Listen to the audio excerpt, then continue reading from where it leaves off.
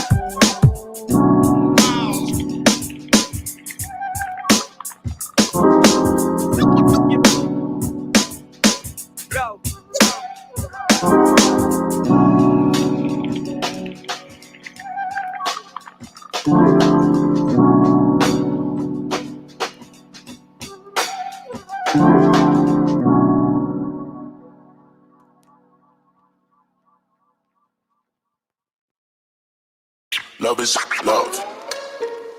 Love is love. Adios.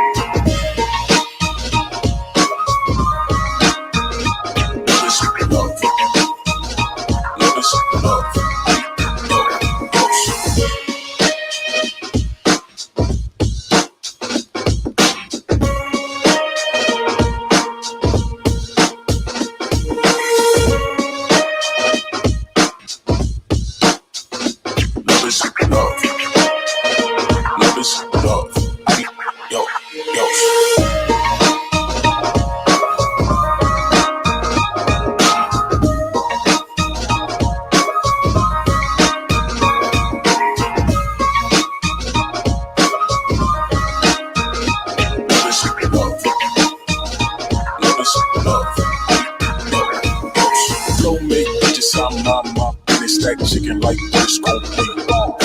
True in the cut, hey, you want us spread run when I tell a big piece. Love is love.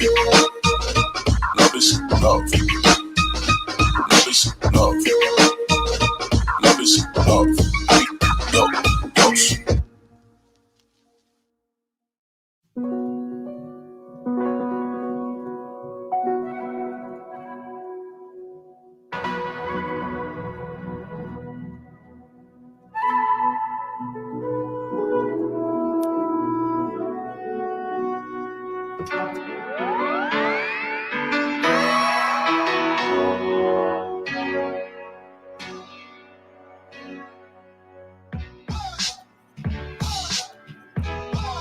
Hello? Is there anyone here? What's up, guys? Welcome to another Options Trading Warriors session.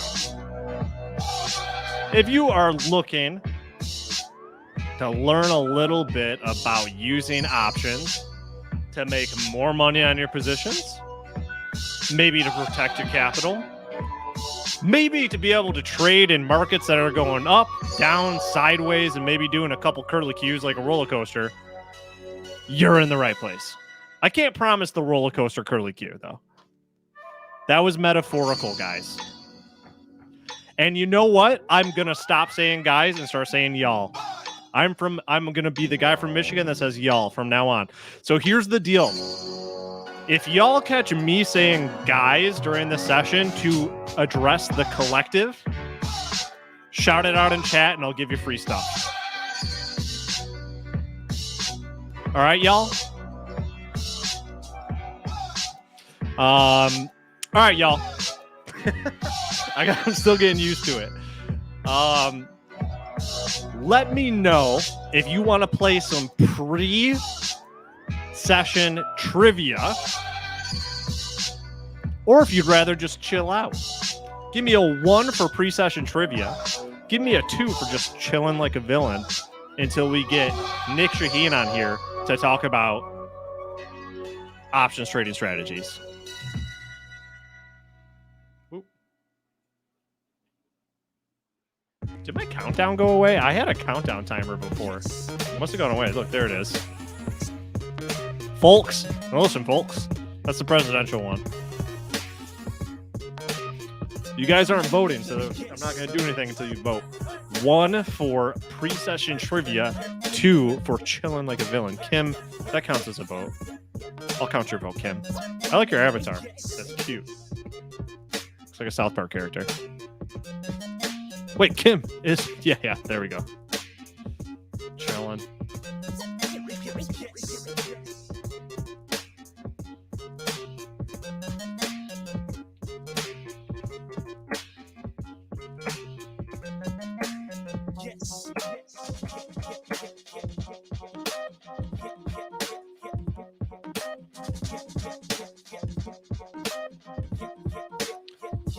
Scarjo, I see your comment. I'm not going to address it more than I just have. All right, so we're tallying votes. Number 1 in the chat if you want to do some trivia. Pre-session trivia. 2 if you want to chill like Kim Brown. All right, so we got Kim Brown. We know she wants to chill. STVC. Sitting back. Sean wants that trivia. Scarjo wants that trivia. Soli is our 3rd chill vote.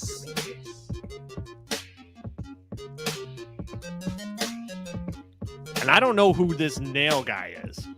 All right, but I hear a lot of good things. Antonio, I'm jealous.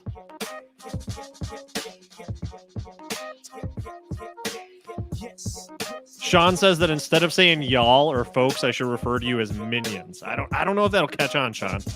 Let me talk. Let me talk to the marketing folks at Benzinga and see if that's a possibility. Something tells me maybe not. Oh, we got a 2 from Kraft. All right, we're voting 1 for pre-show trivia, a little game of trivia. Everyone likes trivia.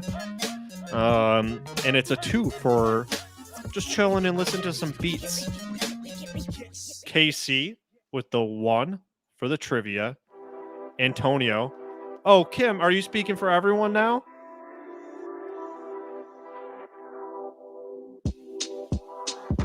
STBC? Just like that, huh? You get it started. I'll be over there. I'll be over there later, okay? After the session.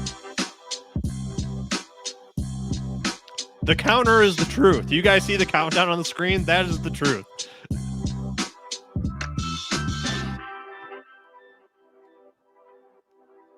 Sean, the tunes stay. The tunes stay. I'm not going to play your trance, whatever it is you listen to with your big old headphones when you just want to sit back. Plus, I don't want to get copyright struck. So this is the copyright-free music that we get.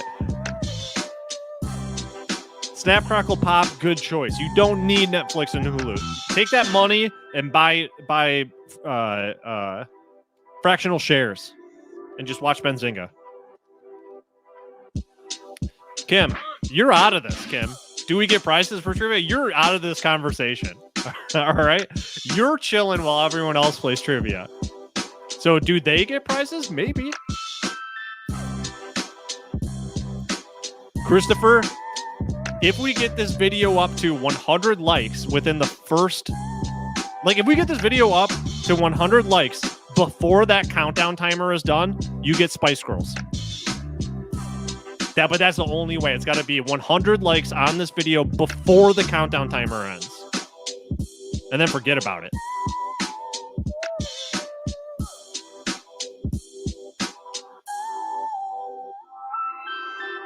Christopher, I like your style. I really like it. Kraft, weekdays at 1 p.m. Kim, you are like an expert. Do you have a doctorate in chillin'? I've never seen anything like it before in my life.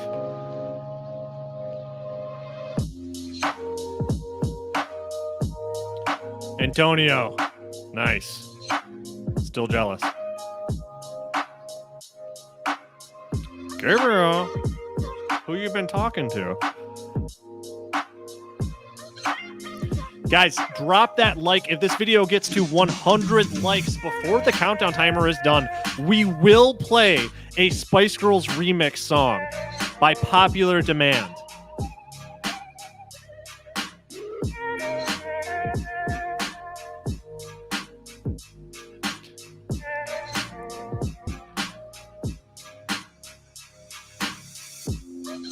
Now I have to check how many likes we have. There's no way that we have 100. You guys are... I don't think you guys have it in you. Yeah, we're at 41. That sounds about right. Antonio, young investor just followed me on Twitter like last week. One of the best... It was the highlight of my month. I had to double check that it was the real account. Oh my God, it made my day. Kim, I feel you. Nothing like staying in on a rainy day with some good beats and some like-minded folks. Not guys, but folks.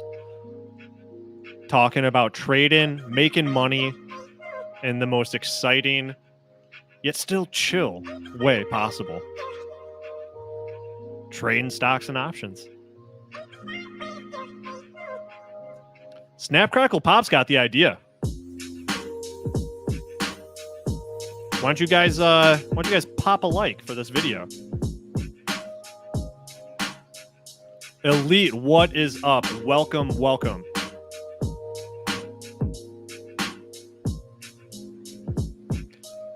Christopher Allen, a big shout out for everyone that's chilling the most. Slap that like. Toke that like button. Nice. Nice. So we got a win story here. Share your win stories if you got them, guys. Elite killed it on some Moderna puts.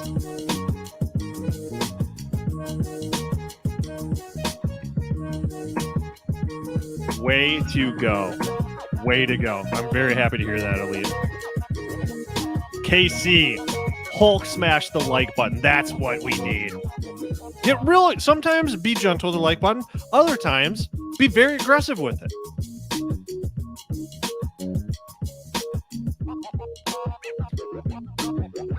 See, that's what it's all about. Very happy to have you, C. Ortiz.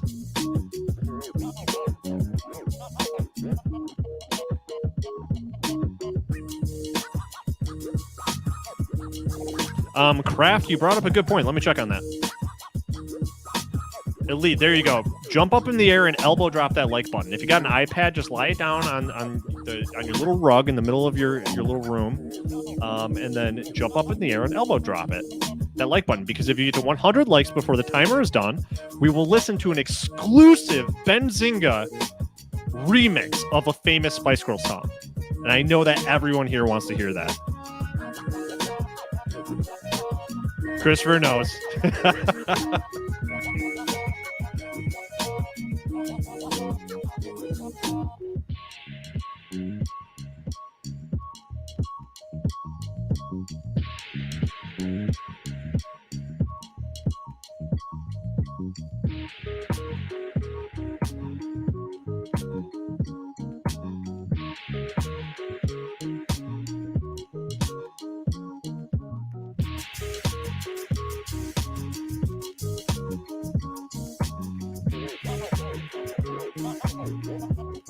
I'm updating the description to have the appropriate links, which it does not right now.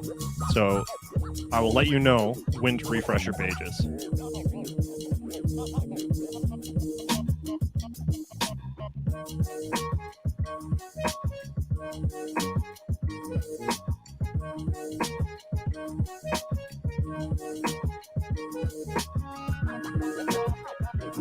Hit those likes, guys. 3 minutes.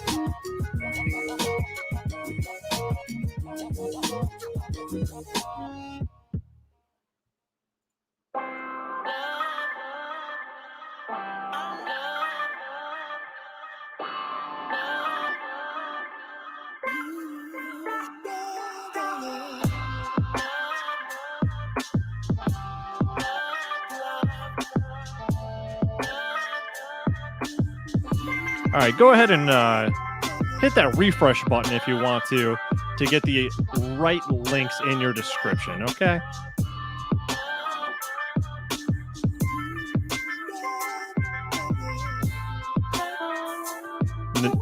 Christopher, I'm sorry. That's, you know how it works on YouTube. Likes are our currency. We gotta get those likes. I'm not giving anything up until we get 100 likes on this video.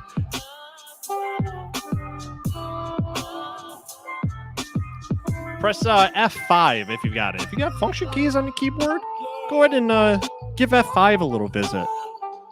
F5, I feel like you neglect F5. Sometimes this is important to just hit that button from time to time, you know? So you can get that updated description with the links to the super killer awesome discount.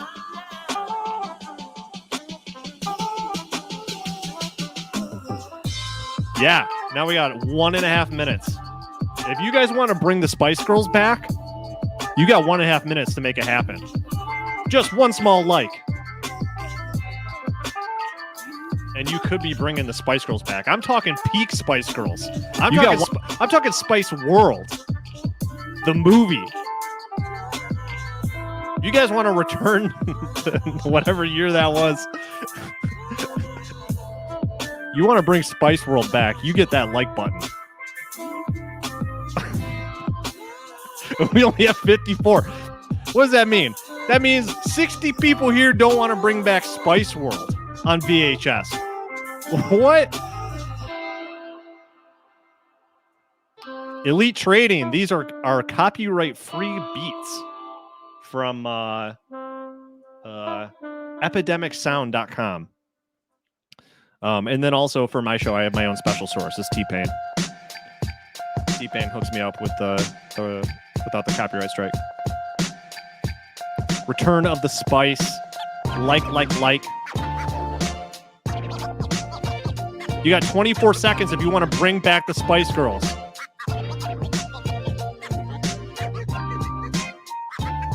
It's not happening. We got like 1 like since then. You guys better wake up if you're going to get some serious improvement on your options game during this session. I know. I feel like I'm putting you guys to sleep with one of those fire pit things. Oh, my God. Hit the like button. Guys, better hit the like button. You hear that alarm? That alarm means a couple things. Number 1 is you're out of time. No Spice Girls for you because we did not get to 100 likes before the timer ran out. But that's fine. There's more to come. Your participation is always rewarded here. Yeah, that buzzer was loud. It kind of scared me. Your participation will be rewarded. If you guys are going to hang out here, I just have a couple rules, okay? Give me a 1 in chat if you're ready to hear the rules and get the show started. Give me a 2 if you're a little crybaby. All right? Give me a 1 if you're ready to hear the rules of the game so that you can play. Or give me a 2 if you're a little crybaby that wears a diaper.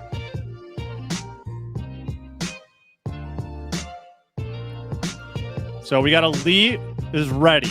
Christopher is ready. Casey is ready. David is ready. Jose is ready. Elite wears a little diaper like a little baby. C. Ortiz, ready. MBC. Kraft is, of course, ready. STBC. Someone get his mommy because he's got a dirty diaper. He's a little baby. Craig is a 1. Elite, both. Okay, fine. Jerry is a 1. Sean, okay. I don't know how to say your name, but you are ready. 1.1. Snap, Crackle, Pop. Snap, Crackle, Pop, always ready. All right? I'm going to throw 1 in the chat for Snap, Crackle, Pop. This one's from me. There you go. 111. All right, guys. Our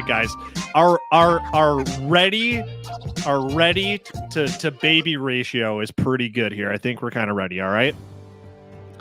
I've got 2 rules. All right. The first one is make sure you participate. Okay? By asking questions. Ask questions that are thoughtful and that have to do with stuff that is being talked about so that you can actually walk away from this smarter, better, faster, stronger, and better looking. All right? That only happens when you ask questions and get answers. That's how we grow. It only takes 1 webinar session to completely change the way that you trade. I'm serious. Did I? Oh, shit. All right. Folks. All right, Kim, I'll hook you up with a prize.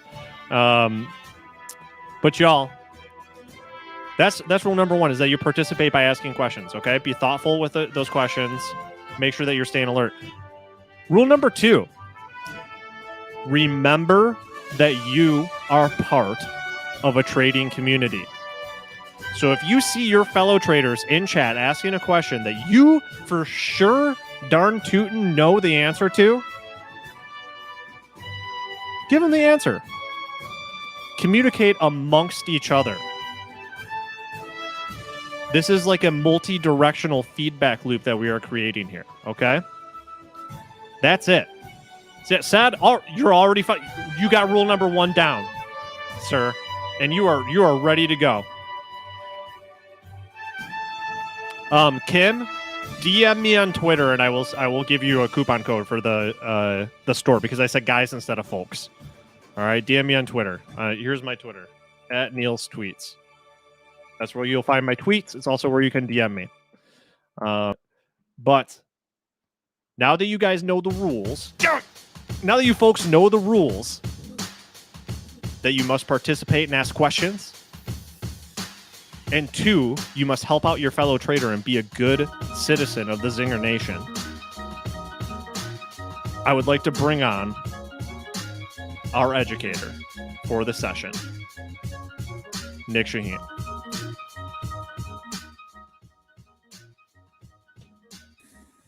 Nick? Yep, I'm here. I was fiddling with my headset. I didn't hear you say it. Sorry about that. Hey, no problem. Do you see that I put that picture of you in the background on this little fire thing? I found that old photo of you. I missed it. Where is it? It's on the back left. Your face is like in the O of options. Do you see that? Oh my God, that's me? Yeah, that was I was looking through some old photos and I got that one. I think that was from your college days. theater days. Back when you were in the theater. Yeah, that's right. I had let my beard go a little bit, so yeah, it was an interesting. Quite the savage I was. Holy crap! Yeah, I don't know if you were really in style at the time. I don't know how that was received, but it was definitely polarizing. Trendsetter. I always march to my own beat anyway, so that's good. I appreciate it, giving me a little reminiscence here. Yeah, that's good. That's good. I like to bring so I like the question you highlighted. First of all, shout out to Snap Crackle Pop. Called me the money machine or something like that. I love it. You highlighted a question from Saad. Yeah, I'm going to try to find it again. Right. Saad asks, when is the best time to sell an option? Okay. It's when everybody else wants to buy it. That's the easiest answer. When you see people rushing into an option, you might want to consider to sell it, because what do they say about options? Most of them expire worthless. Wouldn't that be the definition of most, when everybody's rushing to buy that one option? There you go. Well, Nick, we're at that point where we confuse everybody by having the lady with the fire, and they're not sure if it started or not. Right. Would you mind sharing your screen? I will. When folks, y'all, when Nick shares a screen, that means it's officially on and the rules are in play. So, guys, okay, it's going to take me a while. It's going to take me a while to adapt to this. It's not going to happen during this session. It's on. Sound back to me, folks. What was rule number 1? Let me know in chat. What is rule number 1 for this session? What was it? I missed it. Oh, you don't even remember? Well, I didn't listen in from 13 minutes before I logged in. Oh, you missed a lot of good content. Okay. I shared my screen, by the way. It's like in highlighted thing. I think there we go. There we go. So rule number 1, ask questions. Everyone participate. Okay. Yes, ask questions and participate. Definitely. Y'all, what is rule number 2 now? What is rule number 2? So we got participation and ask questions. Now, what is rule number 2? Nice. Interact with whom? Who are we interacting with? Our keyboard. No, Nick, this is... Don't be nerd. Help your chart out. No. That doesn't make chat. That's right. With each other. Ask questions of Nick, of your moderators during the session. We've got Rodrigo here. And let me tell you, Rodrigo is looking good today. So be ready for one of the best dressed zingers in the world. In Elite the Zinger Nation. Trading. Nice. But also remember to communicate with each other, because this is a community. We are better together. All right. That's it. So Neil out, Nick in, Rodrigo is here. He will be moderating this session. And big congrats to Kim Brown for keeping me honest. I'll watch for that DM. Wait, I signed up on the link in the description. It's the breakout chat room and not the options chat room. I think I messed things up. Hit refresh, Craft. Refresh. The link in the description should be accurate. Nick, I'll let you take it away. Okay, so I'm going to ask, since I missed the first 15 minutes, do you want to tackle options first, folks? Or charts, a few charts? I'll wait for your feedback. This is your hour. I'm here to serve and educate and interact and ask questions, answer questions. Yes, please. That'll be both. Options first. Okay, we'll do that. we'll do that. Since the question that was placed by, I believe it may have been Jan Sad, so maybe it's Jan. If it's Jan, let's go to your question. When is the best time to sell an option? So I will answer that indirectly. First, let's touch base on the options themselves. And then this way we'll make sure that everybody's almost on the same page. So this is an options chain. What's on here? Affirm. You know, you have to look at this company. So options are contracts. They can be bought and sold. So when one person buys it, there's an other side to it. So it doesn't just come from the shelf or goes back on the shelf. So you always have to think that you're in competition with somebody else. Whatever you're doing, somebody else thinks you're doing it wrong because they're doing the exact opposite. All right, so this is the put side. See the word put right there. And this is the call side. They're just contracts. Don't think of them one is bullish and one is bearish, because what you do with the option makes it bullish or bearish. They both have the opportunity to be either. So I will start with the put side first because it's easier to explain. Why would anyone want to buy a put? Because they want to protect their shares. So if I own 100 shares of a firm and I saw it falling out of bed and I wanted to stop the bleeding, I could buy this September contract. One of them will cover 100 shares. That's how it is. Every contract. This one is for September, therefore will give me cover for 44 days. It has a term. It has a level. I chose 55. That suits me with my 100 shares. And of course, this is a fictitious scenario. And what happens? I spend $200 basically. Why 200? Because it's 1.9 times 100 shares. And if whatever happens between now and 44 days, the person who sells me this contract is on the hook for buying my shares at 55. At any point in time, I can call my broker and say, hey, me, the buyer, I own this put that hasn't expired yet. Please give me shares. Sell my shares at 55. The other person has the obligation to take my shares. It's not up to them. They wake up, the shares are in their portfolio. Me, I have the right to do that. I don't have the obligation. So if I want to let this die, zero, I wasted my money, that's fine. It's like when you get insurance on your car, and you don't, and you do have a fender bender, and you don't want to claim your insurance, you don't have to. But it is your right to claim your insurance. So this is the same case. All right, so that's the put side. It can be used for insurance. Do I need to have shares to buy a put? No. So why would I buy a put? Because I want to bet bearish. Let's say I expect a drop in a firm. I will buy this put, or this one, or this one, or that one, depends. And I wait. If price drops, look, the put goes up in value. See how they are, the higher you go into price. So if price drops, this 200 may turn into 500 or 1,000. And then how do I book the profit? I simply reverse the process and sell it. Did I need to buy shares? No. Do I need to own shares? No. I can simply buy the put to short a stock. This way, I'm betting negative price action. That is the easy way to think about the put from the buy side, for protection, the buy side to short, and from the selling side. So who wants to sell that put? Well, let's say I like the stock, but I want to build a little buffer, and I want to buy it at 55. So I'll be glad to sell the other person who wants insurance. I'll be glad to sell them that protection. And it'll be a win-win. They get out protected where they want to. I get in where I want to, and I have $2 to spare. Why?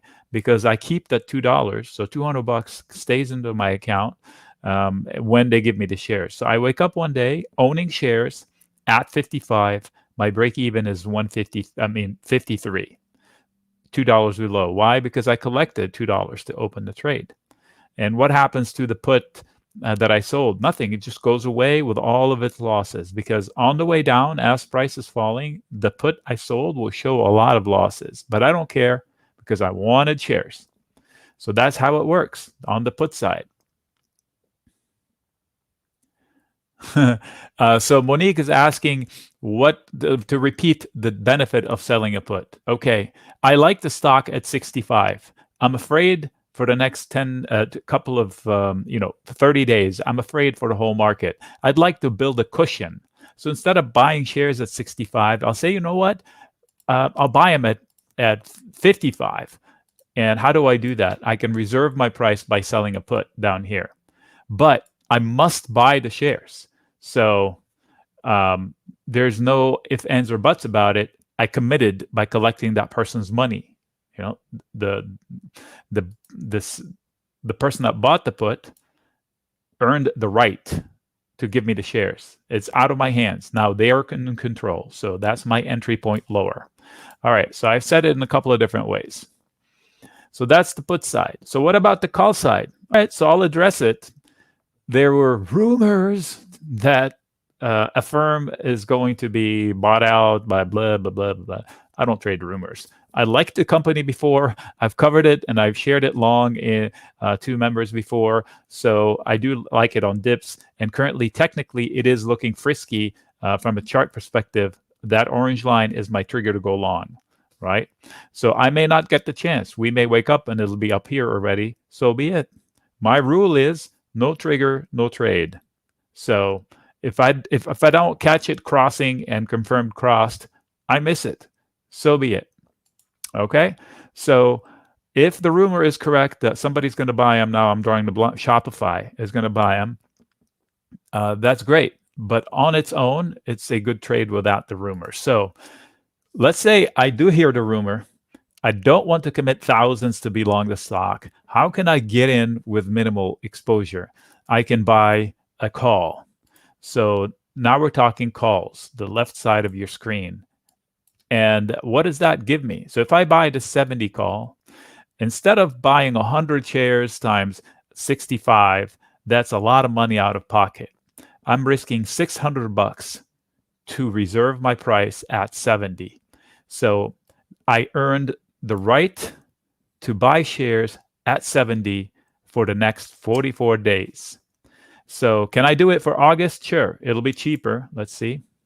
It'll be half price. Why? Because I only have 16 days. Okay, that becomes a little clearer later when you start dealing with options, how critical that is. I prefer a little more time on the clock. Okay, so then who's selling me this? Somebody who shouldn't, but anyway, somebody who wants to get out of the shares at 70. So if I owned 100 shares of a firm, I have the opportunity to sell them. But instead of just selling them outright, I can sell a call. So I'll say, you know what? I'll take your $600, and you promise to buy my shares at 70. And so in this case, it'll be again win-win, because if I got in at 50, I'm out at 70. I made money, and if I don't expect the rally to come, then I collected money now and created my own dividends. In the worst case scenario, I sell my stock at 70 and I keep the $600. Win-win for the seller of the call, and the buyer of the call got their entry price where they wanted it. So do I have to buy the shares when I buy the call? No, that's the beauty. So if somebody wants to trade up and not having to spend the $6,500 to do 100 shares, they can spend $600 and be long. So how do they profit? Let's say price rallies. Again, this value will grow. We'll go into 800, 1,000, 1,500. And then how do I profit from it? I'll just reverse the process and sell the call itself, not having to ever deal with the shares. So that's how people use puts and calls bearishly and bullishly. So the person that's selling it is using the call to be bearish. The person that's buying it using the call to be bullish. Should I ever sell a call naked, meaning not owning shares? I sell a call. Absolutely not, especially not in a stock like this, especially when there's a rumor, especially during a Reddit year. You do not want to face the apes. Folks, this is an order from Nick to all the listeners out there. I think it's a really bad idea to sell a naked call these days. just as it is a very bad idea to short a stock naked these days. So in case you didn't know, actually, you know what? Look, I do have a note to myself from the chat room the other day, said, what does it mean when somebody says shorting a stock?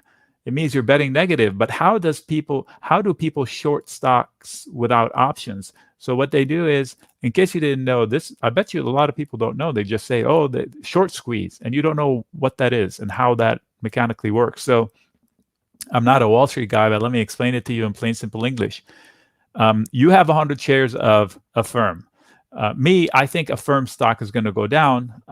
Hypothetical scenario. I'll say, you know what, Bob, give me your 100 shares. I'll return them to you intact, 100 shares. So I'll take your 100 shares. I'll sell them now. I'll book the $70, wherever it was, $70 this morning.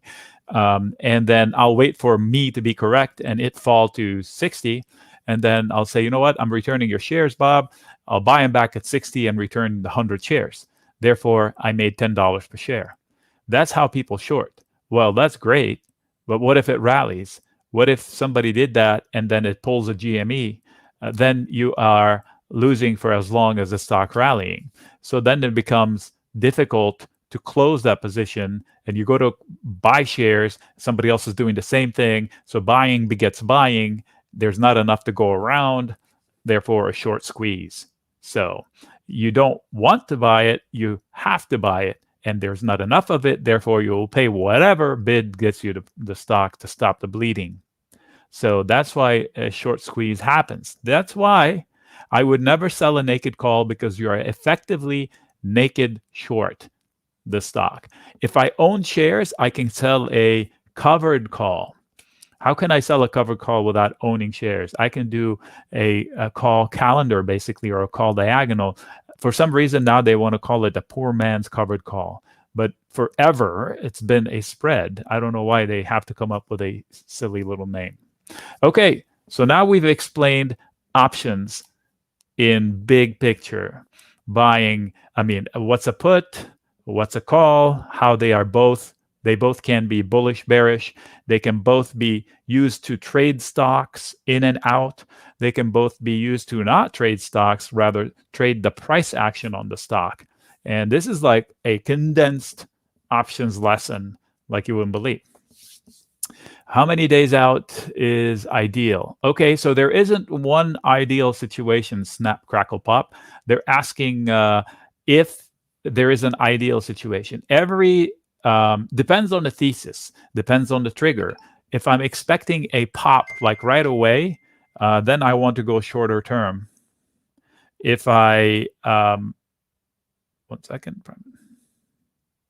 Okay, if I want to go longer term, like if the thesis needs time to develop, like if I think, okay, a firm is doing well now, it's under the radar, I just need a few weeks or a few months, I will go out in time. Perfect example. So today I was discussing this particular company in the chat room, and so and somebody wanted to get long the stock. They wanted to sell puts in the stock, and I said I prefer some time out because I don't want to mess around with it here, and I want to go out in time so I'd have a bigger cushion. For example, if I wanted to sell in August a put, I'd have to get into the $60 level, which is just $5, $8 below current level.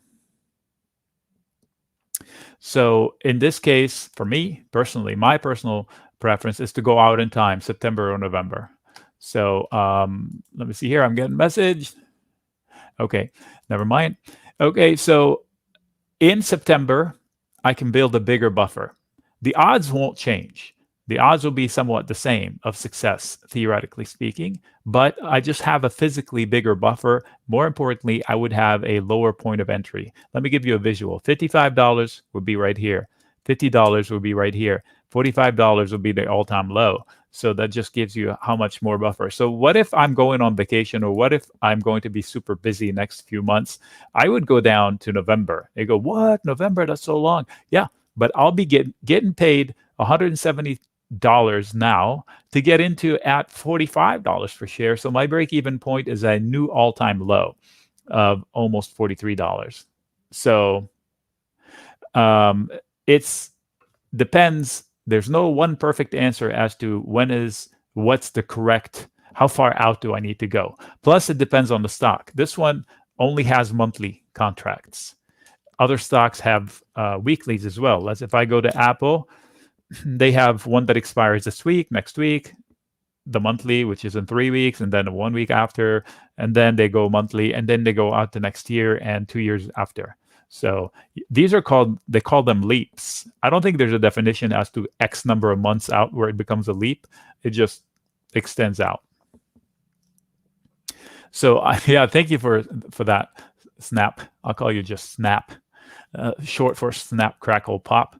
So you can see that it's a world of options. I'm going to go back to Affirm because it only has monthlies and it's easier to see the whole span of it.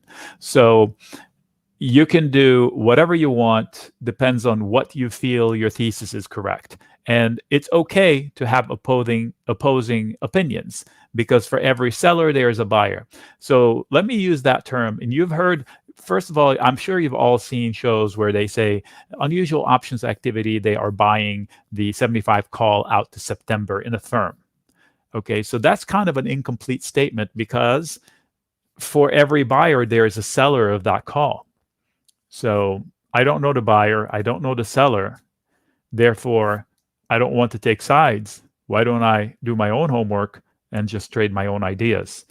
So I listen to that unusual options activity because hundreds of people in the chat room will pop in and say, hey, I saw this, what do you think?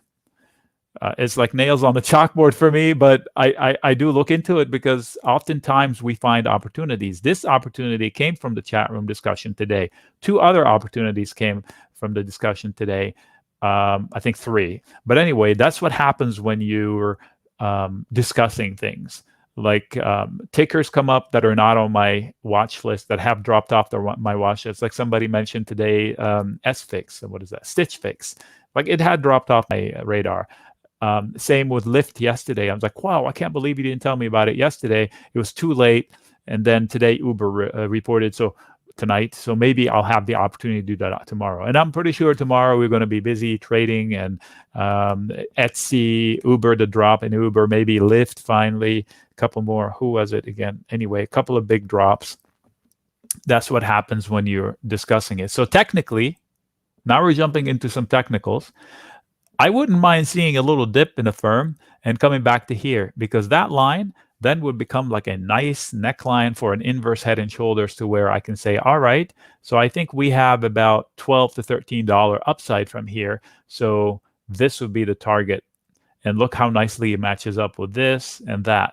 So then I can see, do I have lines? I do. Check this out. Okay, so this yellow line. I've got such a bad memory, I probably drew these today and I don't remember. So this is an opportunity. They can break out now. It would be better if they fade a little bit and then break out later. That's my opinion. It's a better makeup, a better chart, healthier chart.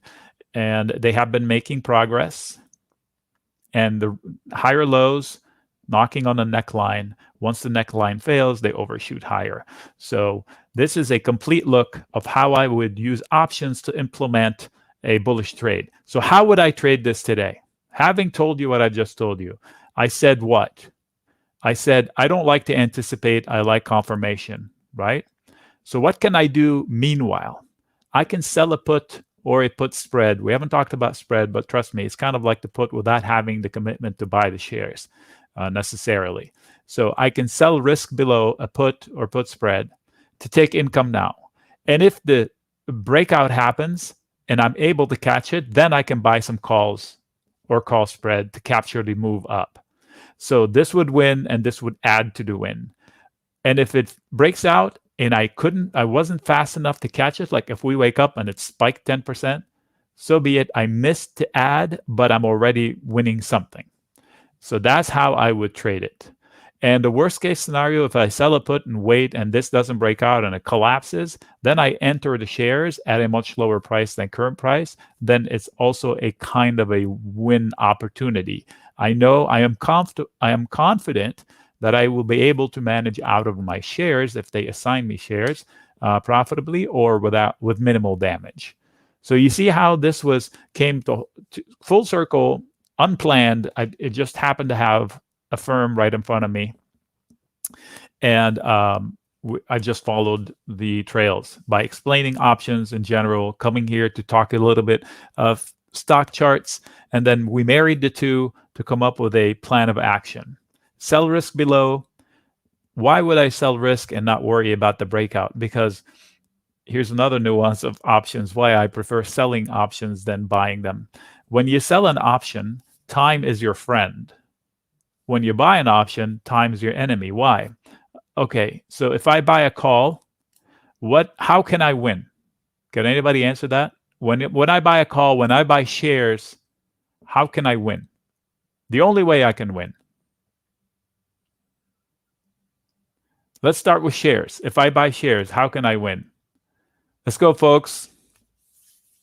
Chop, chop. There must be a delay. Awkward silence. Price goes up. Thank you. Okay, that's the only way I can win. If I buy shares, the only way I can win, price goes up.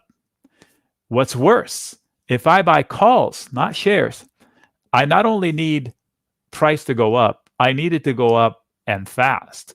Because every day it doesn't go up, my odds of winning get smaller because there's one less day on my options contract. So the window of opportunity is closing. So time is my enemy. I want the move and I want it now. The faster the better, the bigger the better. You see what I mean? So they are leveraged ways of making money. So if I buy a call and I get it right, boom, I make money fast. But guess what? One bad day can really hurt because as fast as you can gain, you can lose. Therefore, selling options make more sense because if they say that most of them expire worthless, why on earth would I want to buy them? I would try to sell them, but not willy-nilly, because that is, oh, perfect. Look, check it out. It's only up 2% today, the stock. If somebody yesterday bought puts, they lost 40% of their money today with a 2% move. So the people that bought the call made money, but the people that bought puts got decimated. On top of it, the VIX was down, so that means that everything shrunk, the puts and the calls. So yes, you can make money fast, but you can lose money just as fast. Okay, so selling makes more sense to me. That is my favorite way of doing things. I prefer to sell and let time be on my side, but I don't sell willy-nilly because then I can get myself in trouble. Also, big caveat, I don't sell puts left and right because we are at all-time highs markets and we can crash at any time. And if you don't think we can, and you don't think that the crash can be more than 5% or 10% or 20% or 30% in a week, then you haven't been trading long enough. I've seen crashes where it was 20% in one day.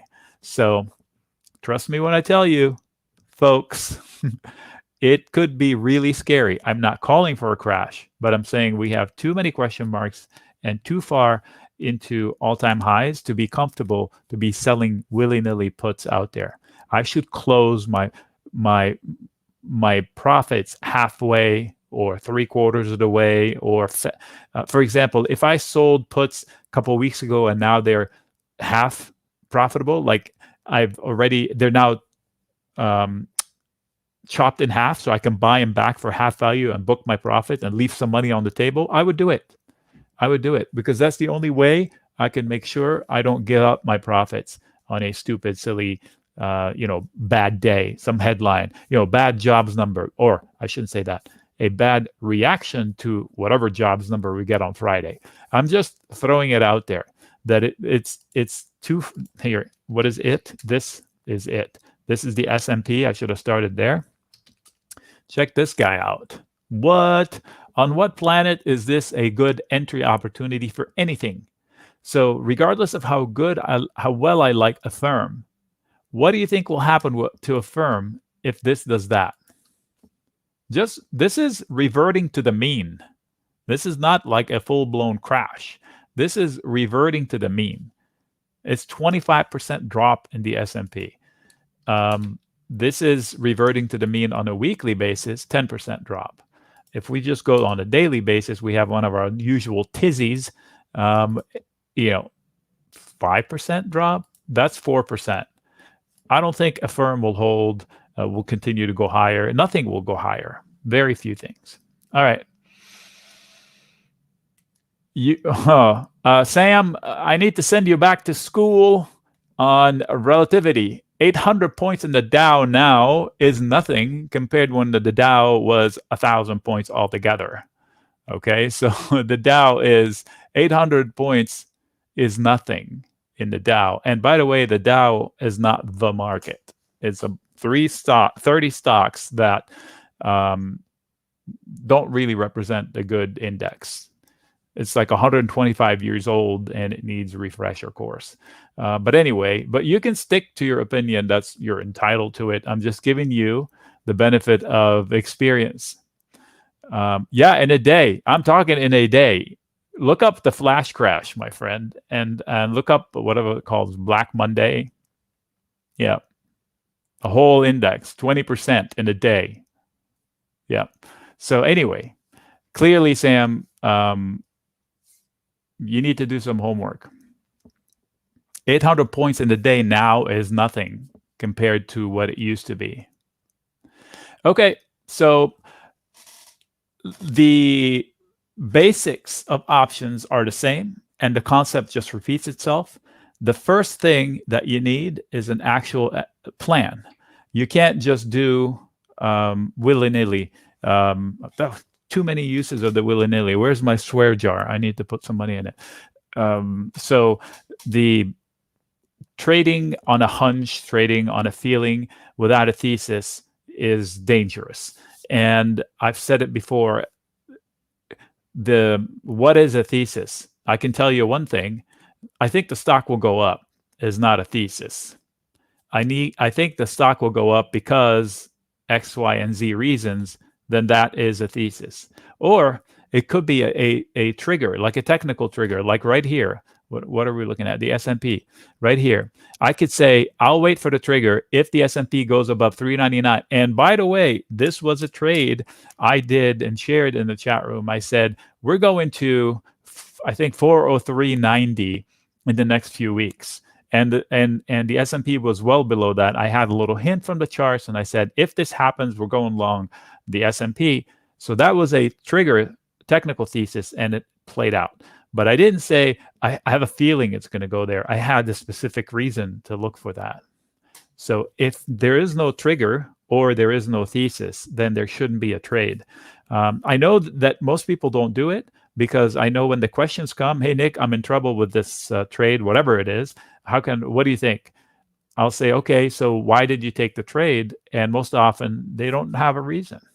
I thought the stock would go up, as most of or I thought the stock was too high and it was going to go down. There wasn't a reason. So if you don't, how can you decide that you can stay in a trade when you don't know why you took it in the first place? So that's the importance of having a reason for that.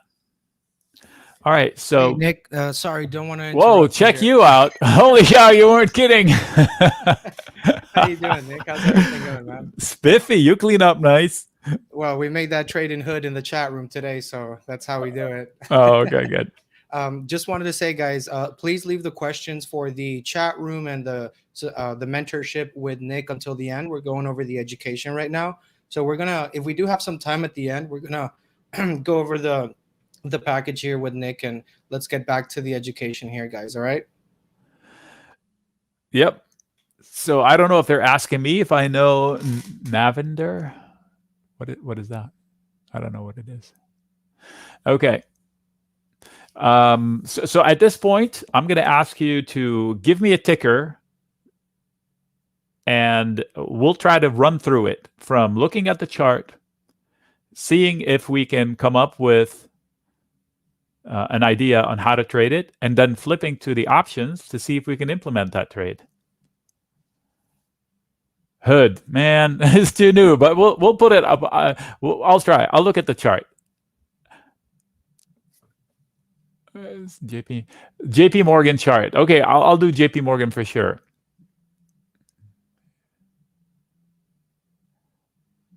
Moderna, Futu is too wild, Anthony. You had your opportunity to get out today, by the way. Oracle too high. Don't like the company. Ford, Nike, I'm short. Vizio, are you in the chat room? Somebody asked me about Vizio today. Okay, stop. All right, let's go. What was that? Hood. Since oh my God. Okay, so I'll go 5 minutes. So this is a 5-minute chart. By the way, when Hood opened and then it fell, I was like, dang it, I wish there were options because I would have sold options into it. I would have sold puts, and then today it would be all profits. But anyway, today they opened the options and everything went berserk. So if I'm actually trading Hood at this point, the easy thing to say, I believe in the company. I think they provide a good service. Nobody should be ashamed for using Hood as a platform to trade, although they do express that, like kind of like, oh, I'm in there, but I'll trade out of it. I'll move off of it. Why? If it's working for you, it's working for you. On the 5-minute chart, the bulls are buying the dip, and the next level to break from is 73 and change. So if it breaks through 73, if I'm fast, I can buy calls to profit from the pop, but that's not my style. Here's my style. What did I say about it? I like the company's prospects long term. I would have sold puts on this day when it fell down this way. I would have totally sold puts in it. Therefore, that's the only thing I would do with it now. So if I go to Hood, I have not looked at the implied volatility in the last couple of hours, but last time I looked, it was like 200. 180. Okay, so what is the implied volatility? It is how nervous the investors are about the stock. And it's a premium. Usually this should be like in the 20s and 30s for normal stocks. And on earnings, it'll probably pop up to 60. But this one is running at 200. GameStop was 1,000 at one point. That was just, I've never seen that before. So in this case, check it out. They ran out of calls. They used up all the calls for September. There are none higher. So let's go to November. Yep, 70 is the max, right? So how would I trade this? If I just told you I believe in this company long term, and if I say, oh man, I missed it. I wish I had bought it at 35. Well, why not? Let me see. What is the lowest one? Why not buy it at 35? How? I can sell this put for September. Can I do it for August? What's in there for August? Okay, 40. So let's go to 40. All right. So now we're looking at Hood. August contract, 16 days on the clock. 16. I can collect $100 to say, oh, you know what? I will buy the shares at 40 in the next 16 days. If it falls close to 40, they might exercise on me. Does it have to be at 40 or below 40? No, they can exercise on me anywhere. I know most people don't know that, but that's the truth. So I collect money now, and all I need is Hood to be above 40 for me to make money. And the worst case scenario, me having to buy Hood at 40. That's for August. What if I'm too busy? I can't manage short term. I'll go out in time. We'll go to the contract I just went to. And now it turns into $300. Why? Because it's 44 days worth of protection somebody's buying. So somebody wants protection. I want the stock. Happy. Win-win situation. They get out at 40. I get in at 40. I get paid $330 for it. My break even is $36.65. So that's pretty happy. So win-win. What if I don't want it at 40? I want it lower. Perfect. Okay, so 37 will do you. 35, $200, $180 right here. So my break-even point is 32. 33-ish, 33 to 20 something, depends on the fees. So that's what I would do with it. If I want to commit to it for long term, guess what? November. Where are we? Boom. $400. So my break even is $31. What if I wanted to go lower? Then I'll just go lower. And that would be how I would trade Hood. Let them fight it out. Let them chase the home run. I'll take the base hit. And when I see the opportunity to trade it short term on a 5-minute chart, then I might do that. But then if I wanted to, quote, invest in it or trade it the boring way, I would step out in time, sell a put where I'm willing to own the shares. And if not, I would sell a put spread. Okay, so at this point, let's talk about spreads. Quick lesson about spreads. So I think I want to use a firm for that because it's a simpler scenario. So for a firm, if I go to September, I can sell a put. We just talked about it, sell it, but that puts me on the hook, right? So what if I want some protection? So I would sell a put spread instead. So instead of selling the put naked, this one, I would sell it, collect the $200, but I would give back $100 to limit my maximum loss. So in this case, I'm collecting about $1 instead of $2. And if the price goes to 0, I'm long, I'm on the hook at 55, I'm off the hook at 50. Somebody did me the favor. So you're saying, oh, you're collecting 85 cents and you're putting $4.15 at risk. I'm saying, yeah, but that makes total sense because I have an 82% chance of yielding almost about 20%. That's air math. Yep, 20% on the nose in 44 days. Tell me what stock do you have that has an 82% chance of rallying 20%? None. They could rally 20%, but you don't foresee it with 82% certainty. Okay, so that is definition of a spread. That's a spread, literally spreading the risk between this one and that one. All right, so I did mention we would look at JP. So caveat on banks, disclosure, I should say, on banks. I shorted the heck out of them, and I will short them if they pop again. Their business model, they're solid companies. I like them, but they're too expensive. They were too expensive. Let me see. Do I have lines? I do.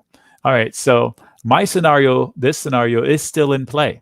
Look, they drew it. They come back, tested it. They bounced successfully, and then they could still come back down and lose it. And this looks like a complex head and shoulders, kind of. The neckline is not quite clean, but the process is. So I said here it was a resistance zone and opportunity. They took the opportunity and then they gave it all back. So I shorted Goldman Sachs and Bank of America several times, and I was shorting the price action, not the bank itself. I said in my videos to the people in the chat room and subscribers, this is what I'm looking for. Control. They're selling pops. Why do you keep buying it? And they lost the neckline. And look, I drew that blue funky line, and Bank of America almost priced it all out. Goldman Sachs is the one that I was short. I'm no longer short. I now have an iron condor on it that's profitable, and I'm probably going to book it. But back to JP. How do I trade JP? Well, you can see I'm not too enthusiastic about it. I would buy the dip. Currently, it is stuck at a very high volume area. So sidebar lesson, that orange line, I did not draw it. This is automatically drawn from a study. So if you want to learn some technical analysis, try learning volume profile, a study called volume profile. It is so useful because you know they say price. Oh, I'll tell you, Scar. So price is truth, and this is price is truth. This is actual transactions, okay? And they are the highest at this level. So this level is very, very sticky. Second level is here, just above it. That's not very good news. And third level is here, below it. So there's more resistance above here just from the price action than there is support. And if they lose this, I'm going to put an alert. I'm going to say vacuum. Is this how you spell vacuum, or C-U-U-M? Anyway, so if they lose this, I think they risk going to 140, but ultimately 132. So I will do nothing with JP Morgan right now. Unless it falls apart, then I will buy the dip by selling puts on a bad day to own shares. Or I would sell an iron condor, meaning I would sell a credit put spread down here and sell a credit call spread up here and let time kill the premium that I collect, and then I will buy them back cheaper. So that's how I would trade JP Morgan. And I'll show you the visual representation of an iron condor. It has 4 legs. It's a fancy term, but trust me, it's an easy visual. Once you see it, you get the concept. So this is not an actual recommendation trade, okay? In fact, it definitely isn't. And this is not even JP. So an iron condor is made up of 2 spreads. One spread, one spread. This is a put spread. This is a put spread.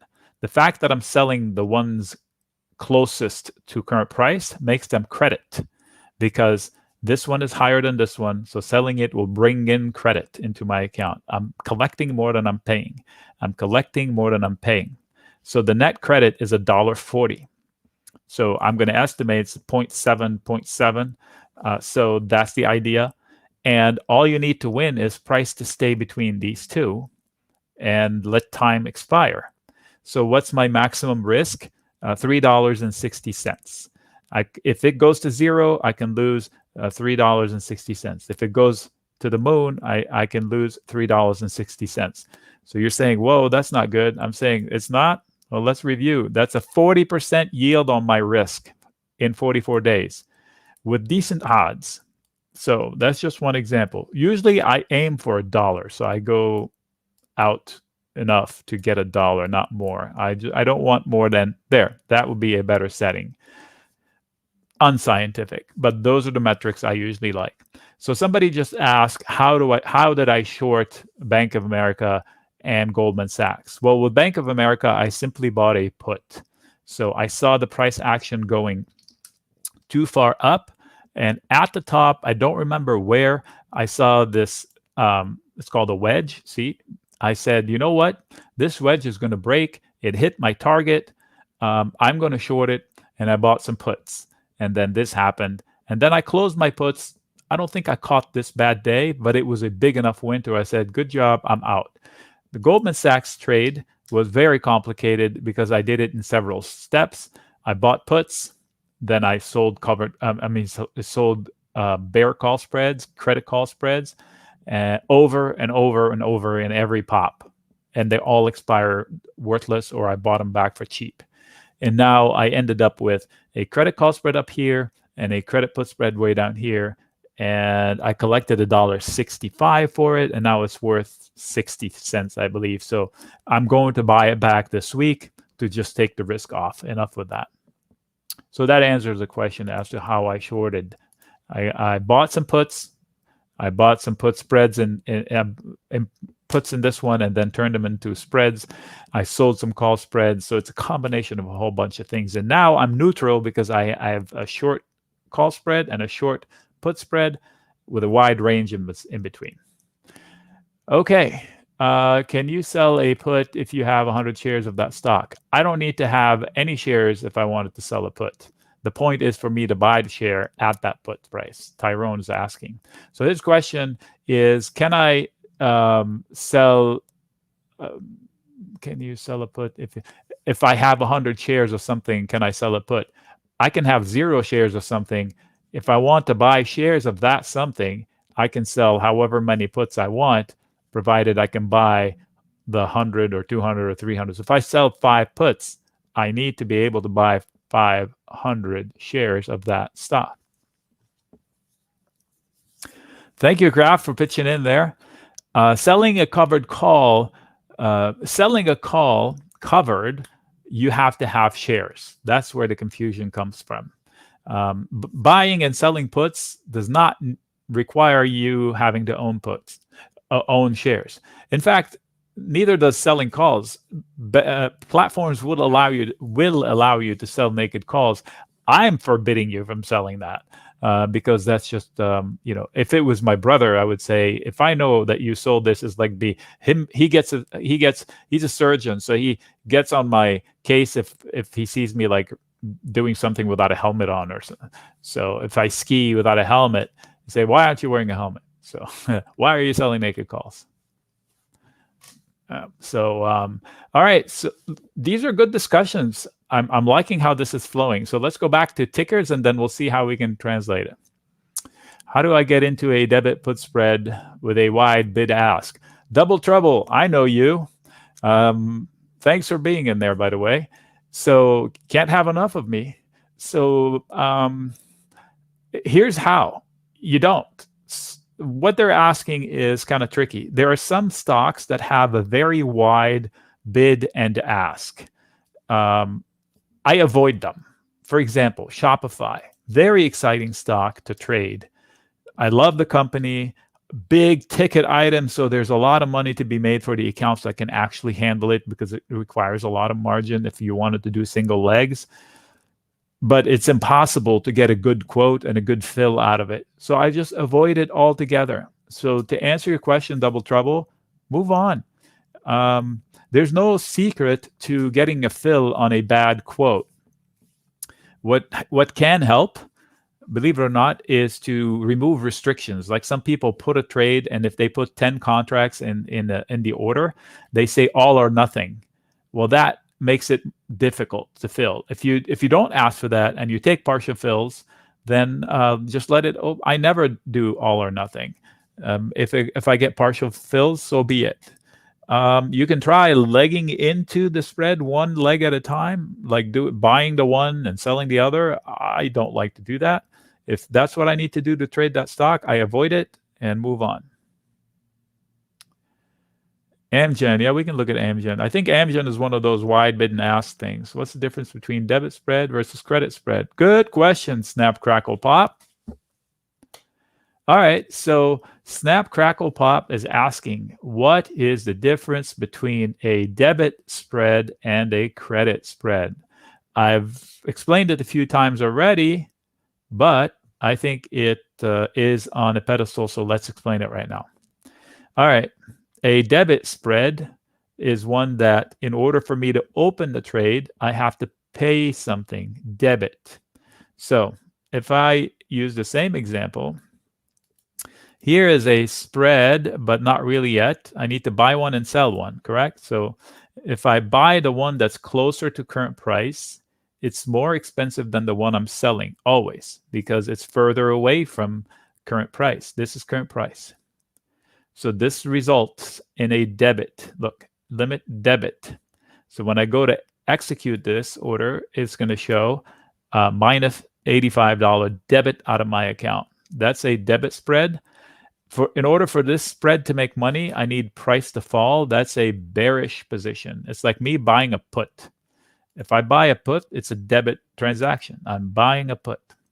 If I sell a put below it, now it becomes still a bearish position, only less bearish because it's a put spread. I am short the stock by buying this put, but I am long the stock by selling this put. Now the out-of-pocket expense drops in half, but I still need the same thing to win, a drop in the price. That's a debit spread. The credit spread flips it. I sell the one closer to current price. I buy the one that's further away from current price. The net effect is a credit because I'm collecting 200, I'm giving back 100. So now I'm collecting a credit for almost $1. I'm rounding figures. Yep. So to open this trade, I get no money leaving my account. I get long the stock and I collect money. Why am I long the stock? Because in order for this trade to win, price needs to stay at or above 55. This trade loses money if price goes all the way down to 50 or lower. So time is on my side. In fact, if I can fast forward time, that would be ideal. You want nothing to happen when you sell a spread, call spread, put spread. You want just time to tick and nothing to happen. That's the beauty of selling something, because here's the scenario where you win. First of all, when you buy shares or when you buy a call or a call spread, when you're buying something, you need a move. You need a rally to win. If you're buying puts, you need a drop to win. That's the only scenario where I can win. If this rally doesn't come, I lose. If the stock falls, I lose. If the stock falls a lot, I lose. So when I sell a put spread, if the stock rallies, I win. If the stock doesn't rally, I win. If the stock drops a little bit, I win. If the stock drops a lot of it, maybe I lose. Okay, so oversold stocks like Pins and Zen. If you were in the chat room, if you're not, get into the chat room. If you're in the chat room, then you've seen me post videos on those two tickers, actually 6 or 7 last week and again this week, and I'm probably going to share them again tomorrow. Etsy's falling after hour. You will put that in the basket. First of all, you have to determine that they're falling into 2 things: support on the chart and into a good fundamental situation. In other words, just because it's falling doesn't mean it's worthy of catching. What if it's a crappy stock? In this case, it's not. What if the results were crappy? In this case, they aren't. So if you look at it fundamentally, it is not expensive. It's not cheap. 19 times price to sales. You're saying, Nick, it's 284 PE. Who cares? It's a growth company. Price to sales is where hopium lives. That's not a lot of hopium. That's about Tesla. Let's see here. Let's see if it is a growth stock.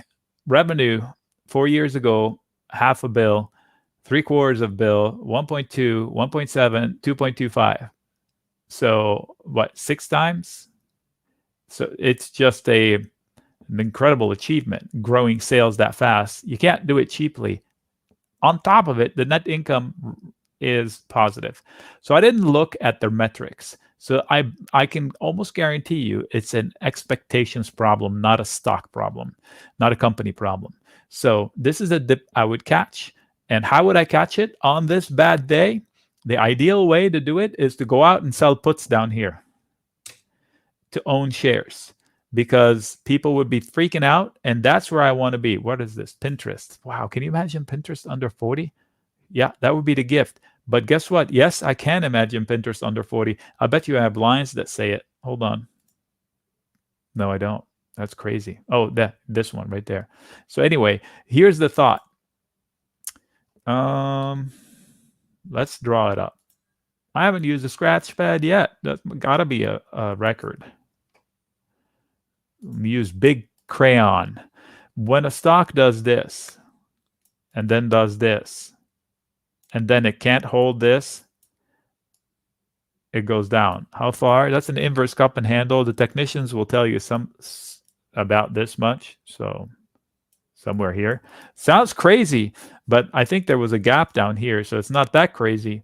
But this scenario, if it happens, I'm not calling for it, but if it happens, that means the stock market is corrected. I don't think there's a scenario where Pinterest goes down here all by itself without a reason. So there's a little gap here and a bigger gap here. Not every gap gets filled, but this rise did not have time to mature. So there's all the reason in the world to expect that these two will hold. But that's warning shot 1. This one is an exit shot. Get out, maybe this one. 52. If it loses 50, in fact, I'll put it here. November 10th.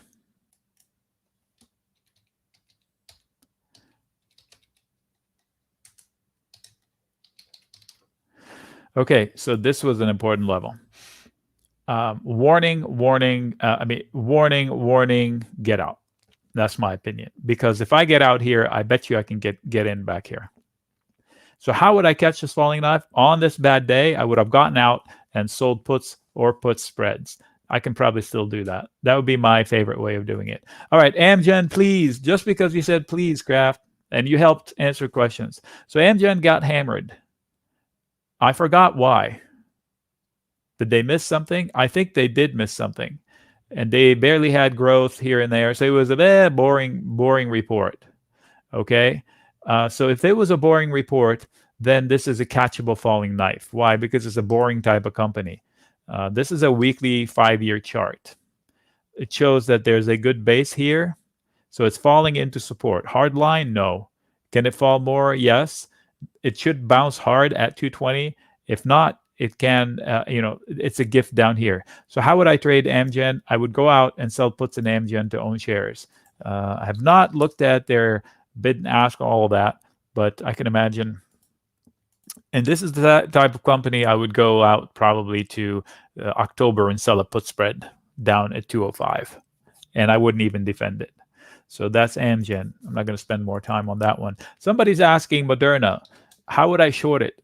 So first of all, why do you want to short Moderna? It's like the healthiest gazelle in the tribe.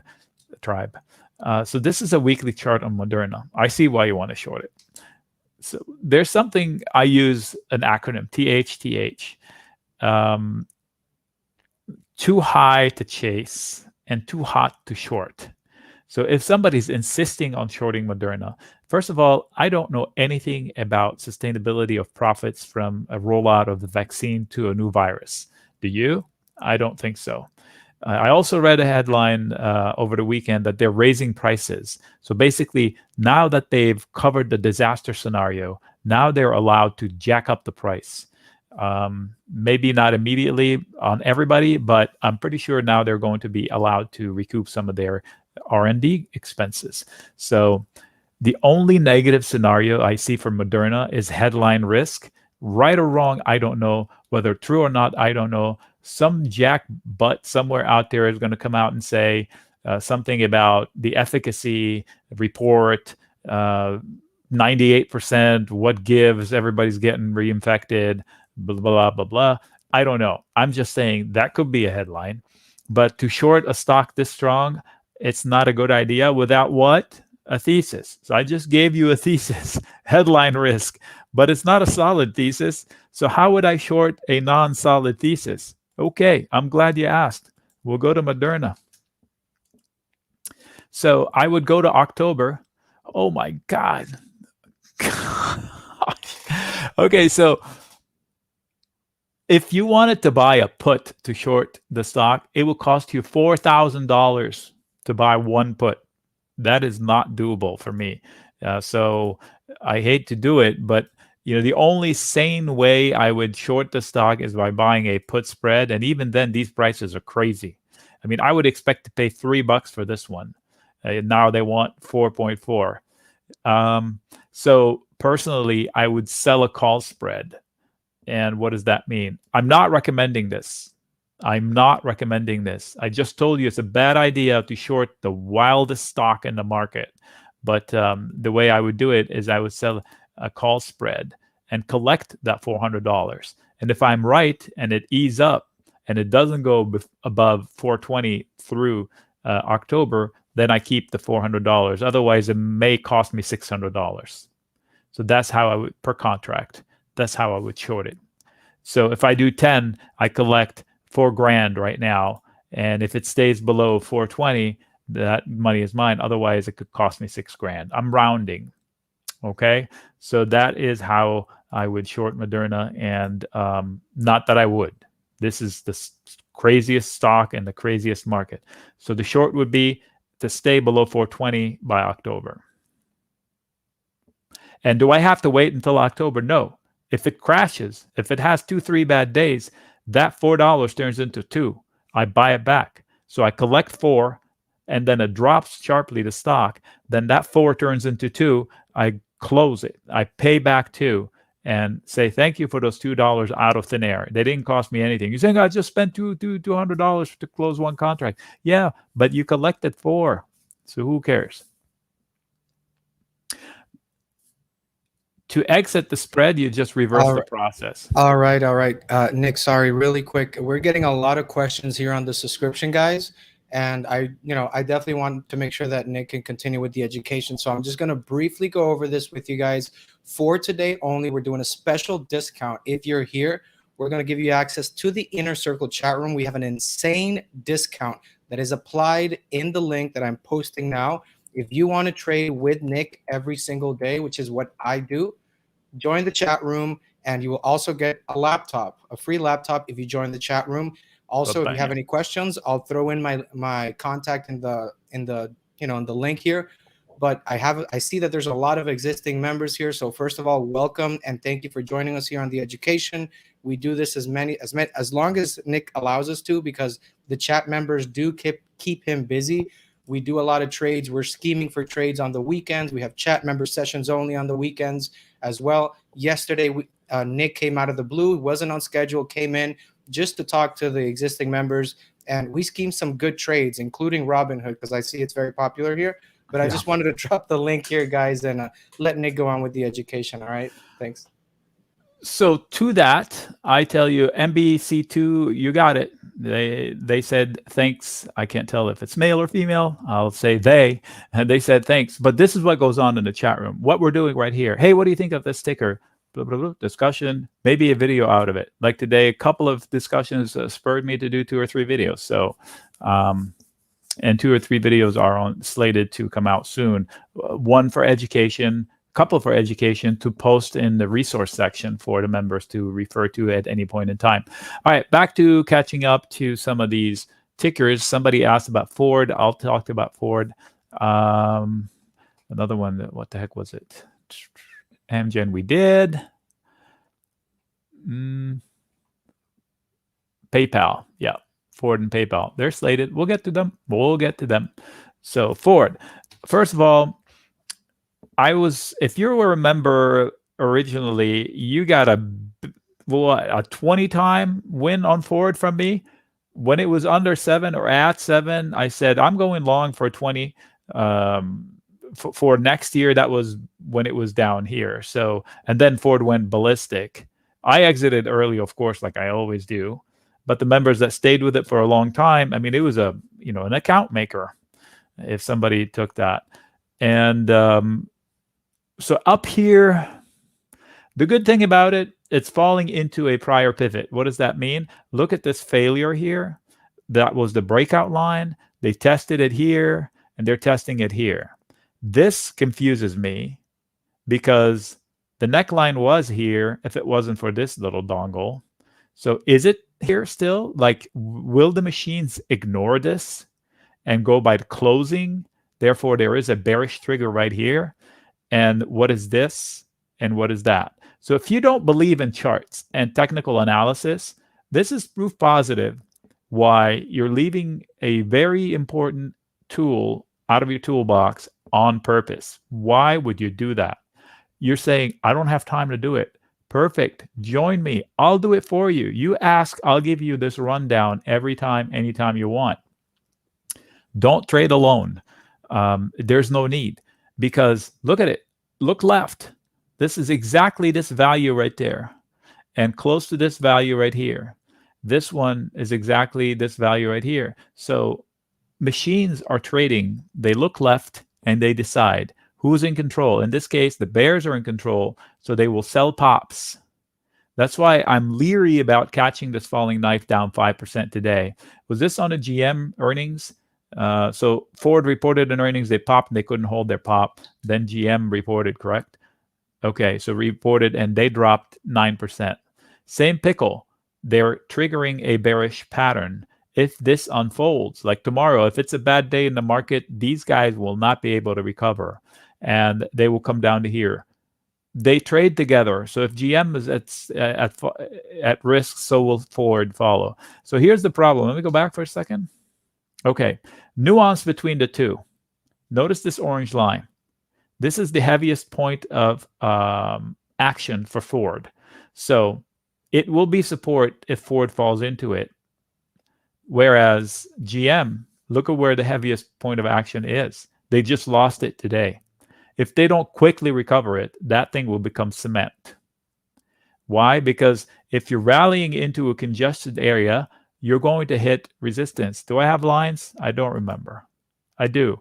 But there's one, okay, so I did these 3 lines today that I remember. But my point is, I pointed back here because I drew this line of this danger line months ago, and it still played a role to today. So I'm saying, did they already trigger that line? And if they did, this is where they'll be going. So question mark. Do I want to catch a falling knife? I would have stayed out, and I did stay out. Now, the whoops. What I wanted to do is take out these lines, and I want to remind you of control. This is what people don't pay attention to. Forget if it's up or if it's down and levels. There's an important ingredient. Who's controlling the price action? Bulls. Who's controlling the price action between here and here? Nobody. They're fighting for control. Who's controlling the price action for the last 2 months? The bears. Therefore, the machine code, I'm not a coder, I'm not a Wall Street guy, but if I were, I would tell the code, you're in sell mode, meaning sell the pops, sell the pops, sell the pops for as long as this trend is going. When the trend changes, I'll change my code to be neutral, go with the flow. And if it starts going back up, buy the dip, buy the dip, buy the dip. So that's why it won't pay to be a hero quickly here, especially if the markets don't rebound. So that's Ford through GM. PayPal. So I love fintech. I hated them up here. I didn't hate them. I didn't want to chase them up here. I wanted to catch the falling knife, but I didn't find good enough premiums. So I'm going to let it bounce. Do I have lines? I do, but they don't here. So I want to let it bounce, but I am looking for it will have resistance. So I want to see what they do with this resistance. I anticipate resistance. Will they come and retest it? And if so, they could do this. Here, could. Didn't say will. And it has plenty of support below here. And since we're doing this homework, I know there's going to be resistance here. How do I know that? I just know it. Watch it slice through to new highs tomorrow. Say, that idiot. I'm not never wrong. How about that? I'm confident, but I'm not never wrong. Okay. This is a pivot. It will play a role, meaning it will be supportive if this triggers. There's a little cluster here. And then this will definitely be supportive, this whole zone. Why? Orange line. What is that? Heaviest cluster of action, and it's 3 or 4 bars. So it's a whole zone.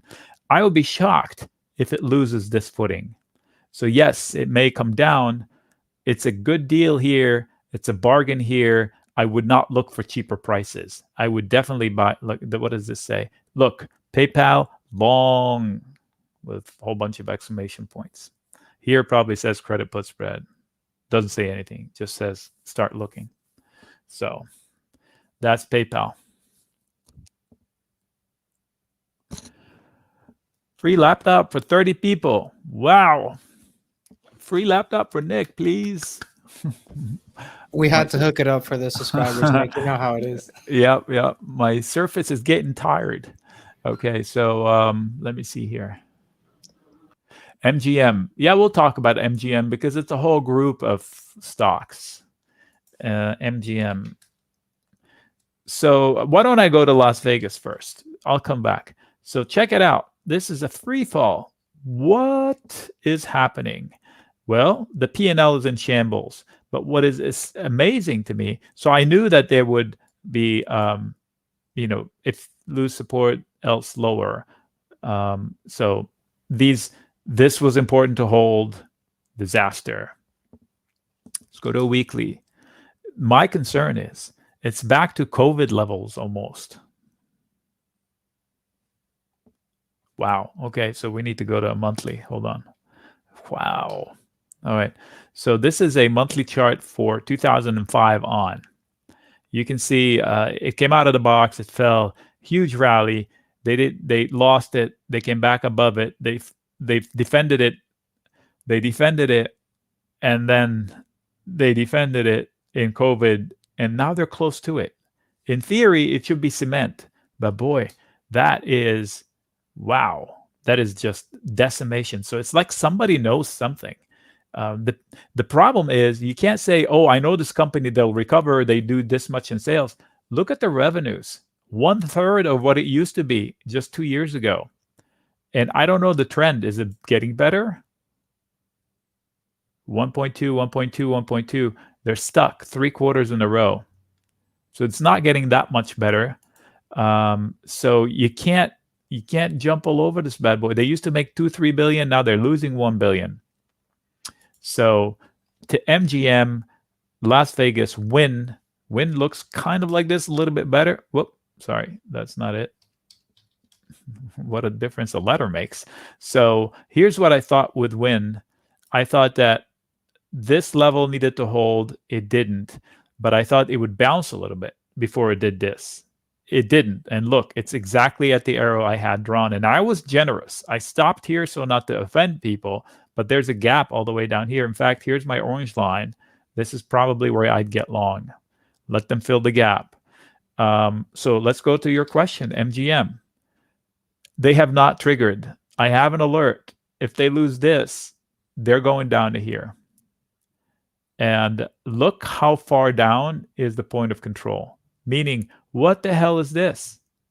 Where is COVID? Okay, so the world was perfect. Then we stopped working. Legitimate, drop through no fault of their own. Took their time recovering, normal. Then suddenly it broke out from here, technical. And then they never revisited. They just went to the moon. And now it's better than perfect?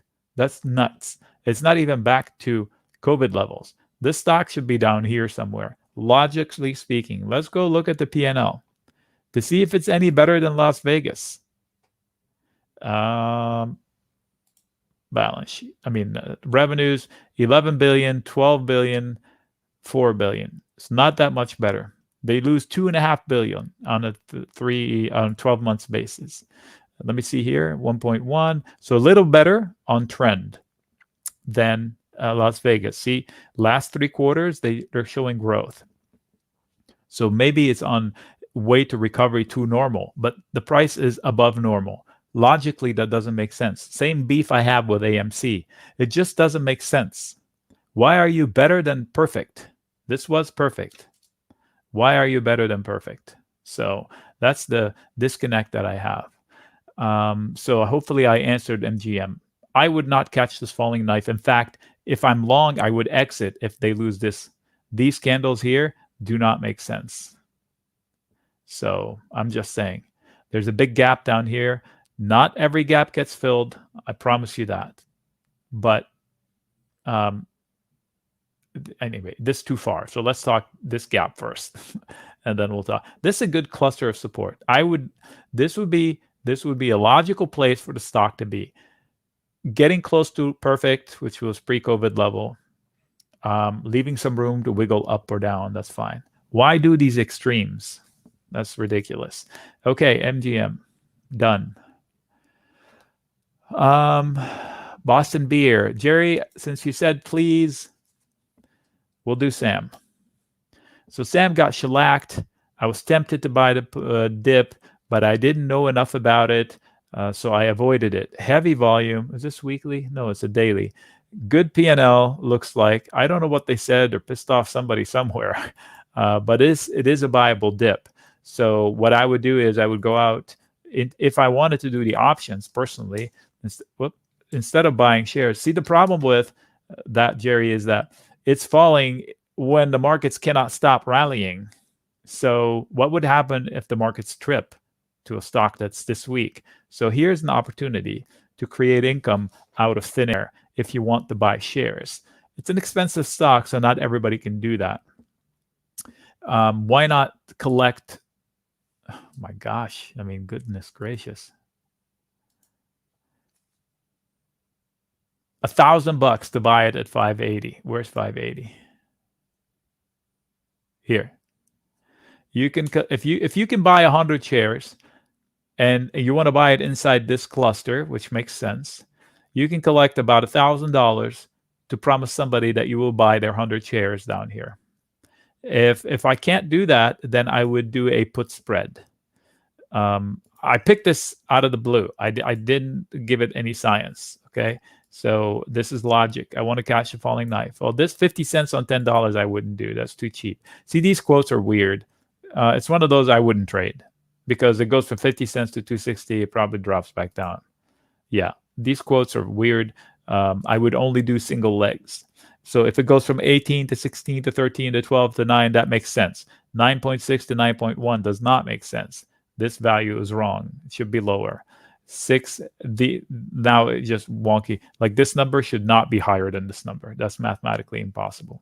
So this would be nothing I would trade in options, but if I did on a bad day and I wanted to own shares, I would sell a put to own shares.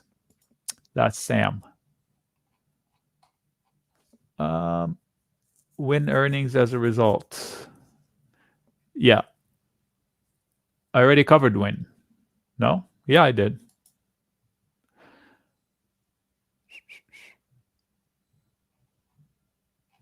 I'm scrolling, trying to find another one. All I see is free laptop, free laptop. Spotify. Okay. Can I talk about Spotify? Yeah. Sumaya? Spotify. Good company, good earning power, tradable. I would sell risk down here or buy risk up there. So I would sell a put or put spread down here. I would buy calls or call spreads up here. This must hold the line. What line? Recent lows, they must hold. If you lose them, you have that stupid looking inverted cup and handle, complex head and shoulders, whatever it is. It's a neckline you don't want to lose. If this is lost, I can't tell you it's not going to here. It could. There's a good cluster of support right here. So this is where I'd stop out from Spotify if it goes below 200 and whatever the recent lows are. If it 210, what's the low? Shoot, where is it? Hold on. Yeah, 210-ish, 211. So that's my personal preference. I like the company. I would buy it lower. I would get longer lower. Earnings power is pretty good. It's growing top line. Whatever they said, expectations, etc. FDX and UPS, they're both buyable dips. I like FDX better than UPS. I will do that. I will do SoFi. So SoFi, Disney, and the transports. Oh yeah, I believe that. So SoFi, I like the concept just like I like Affirm. They're both financial tech companies, fintech companies, playing in the realm of Square, Visa, MasterCard, bank blend, only you put a retail aspect to it because they do have relationships with their retailers as well. So I do like it. And direct-to-consumer flair to it, ads targeting consumers directly, consolidate your loans, blah, blah, blah. And they have many different venues that they can branch out in the tree of money, I say that.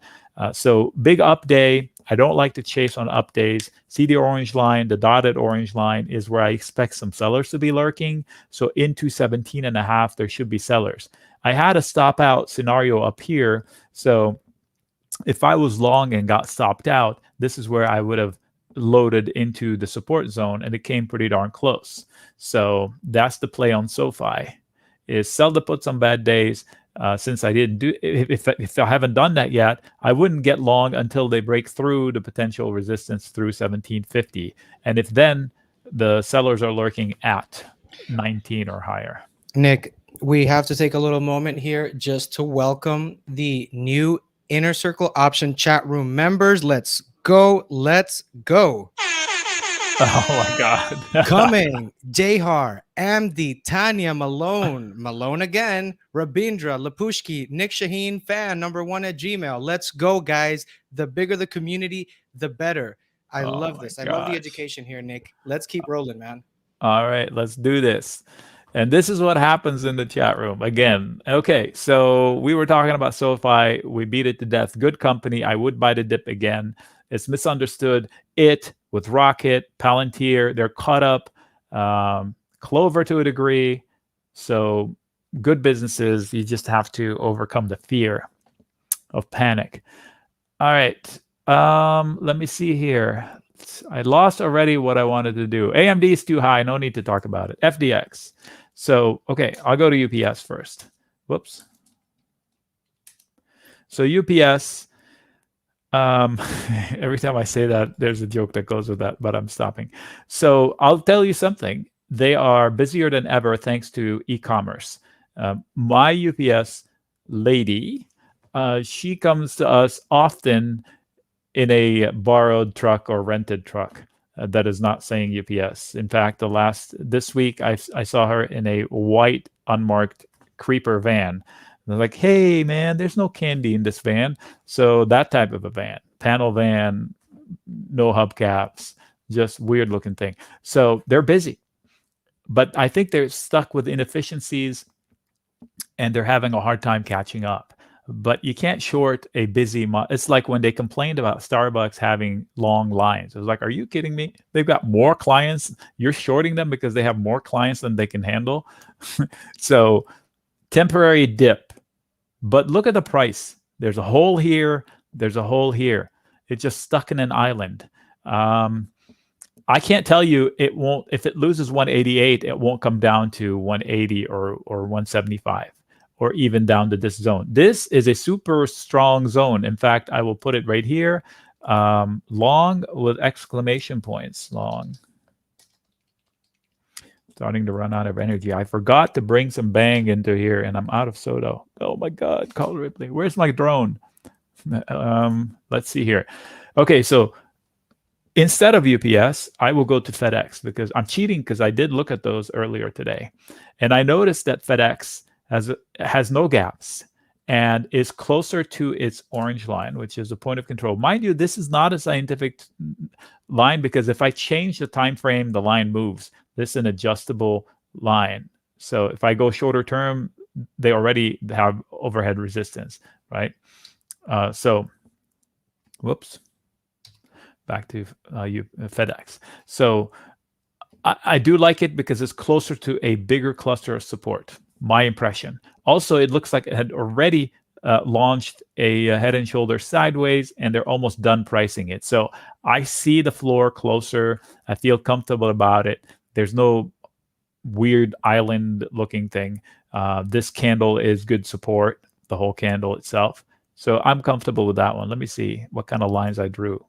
All right. So a while back, I remember drawing this. I said, what if they're trying to price this price action? And then they're going to come to here, and I have this, and then they'll trigger the neckline, and they'll come down to here. So that's ongoing. All right. So that's my opinion of FedEx and UPS. It drew my line almost perfectly, minus the trigger for the last leg down. So I wouldn't be jumping in with both feet. I could nibble. I did Amgen already. No worries. Enjoying the education. AMD. Okay. Yeah, AMD is just too high. I love AMD. If you want a funny story about selling puts, all right, let me take all the lines. If you've seen me, if you've known me, that you know I did this. Okay, so this is AMD. I always lose. Okay, that's COVID. Here, somewhere in this tent, by like the first whoosh down, I sold puts in AMD at 22. Somebody paid me over $2 to promise that I would buy their shares of AMD at 22. So my break-even point would have been $20. $20. They paid me $2. So if I sold 10, I said, hey, I'll buy 1,000 shares. They paid me $2,200 to promise them that I will buy their shares at $20. I mean, $22. So my break-even was below 20. And then the stock bounced. I didn't close it. It was a win. I just sat in it. And then we had the second leg lower, and we bottomed in March. Somewhere here, I sold a second batch, shorter in time, at $20. And I also collected $2.20. And so now my break-even point on that batch was under $18. Again, if I sold 10, that's another $1,800, $2,200 to promise and own shares at 20, break-even under 18. Under 18. And look at it now. Here's how I can say it nicely without offending the fans. And I am a big fan of AMD. This is not an obvious point of entry. You want to short it? Same comments as Moderna. I would short it, but I would use something very simple and debit put spread. This one is liquid, I know. So I would buy a debit put spread out in time, $10 wide. That costs about $2.50 to $3. So the upside of it would be $7, $6.50, $7 for one contract. So I would spend $300, and I could make $700 or $650 if it falls. But know that if I'm shorting it, I'm shorting the market, really. Look at this. I mean, does somebody know something we don't? This is a cup and handle, and the up. Ooh, ooh. Let me see here.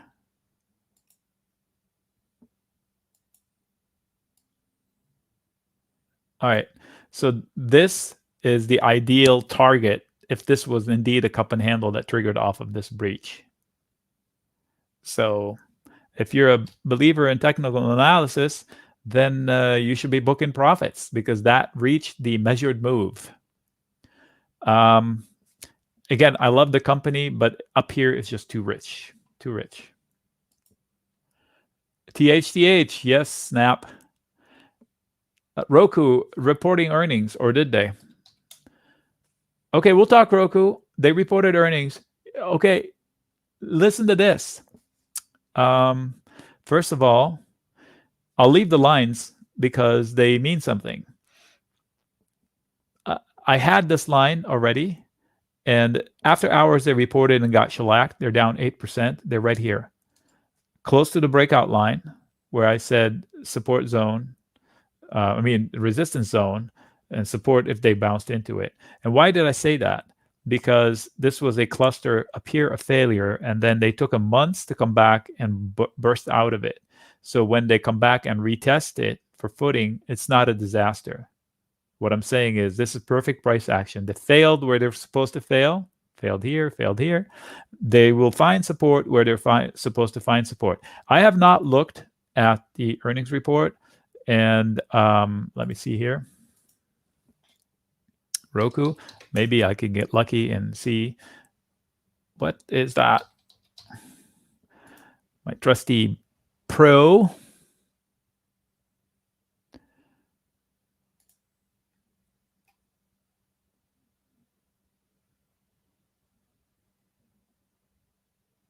Okay, so they had 248% increase over last year in something, and they're complaining about it. Earnings. And let me see, quarterly sales of 640, which beat the analysts. Who cares about the analysts? This is an 80. So they grew top line 80% and bottom line by like 400%. Skimming. I could have missed it. And they're punishing it 8%. If you ever doubted me saying it doesn't matter the quality of the report for the next morning, this is it. Great report. Don't care what BS they're selling. It's just an amazing proposition to see that happen. So I would catch the falling knife. It has tremendous support. How would I do it? I would sell put spreads into the fear. Or if I want to own shares, I would sell naked puts to own shares. Please, I want to renew my caveat. I would never sell a put if I don't want to own the shares. That's how accounts get blown up, locked up. Been in the chat room for months. Can we go over the TLT? All right, DB, sure can. Of course, if you're in the chat room for months. Absolutely. So DB is asking, what about the TLT? So if you were in the chat room for months, then you know I'm long the TLT before anybody was. In fact, we went long against the popular opinion on Wall Street. Everybody was saying rates have got to recover. And I was like, yields. And I was like, no, they don't. In fact, the TLT has got to recover. It was hard to get started right. I tried 4 times on the way down. I won 2 and 2 did not work out. But this win here makes up for everything and then some. So the breakout was here, the breakout was here, the breakout was here, and here's what's going on currently. I am still long the TLT, but I've locked all my profits and the assets I own, which are long calls at 150 for August. Why did I go such a short period of time? Because I started it weeks ago and it was out in time back then. So instead of booking my profits and rolling it out in time, what I've been doing, lesson, warning, where's that noise? Lesson coming about how to do spreads that are not vertical. Okay, so I'll explain first the TLT, and then we'll go to how I book profits with using spreads that are not vertical. So this one, I will need a fine-tuned pen. And levels to note, I can't draw a straight line.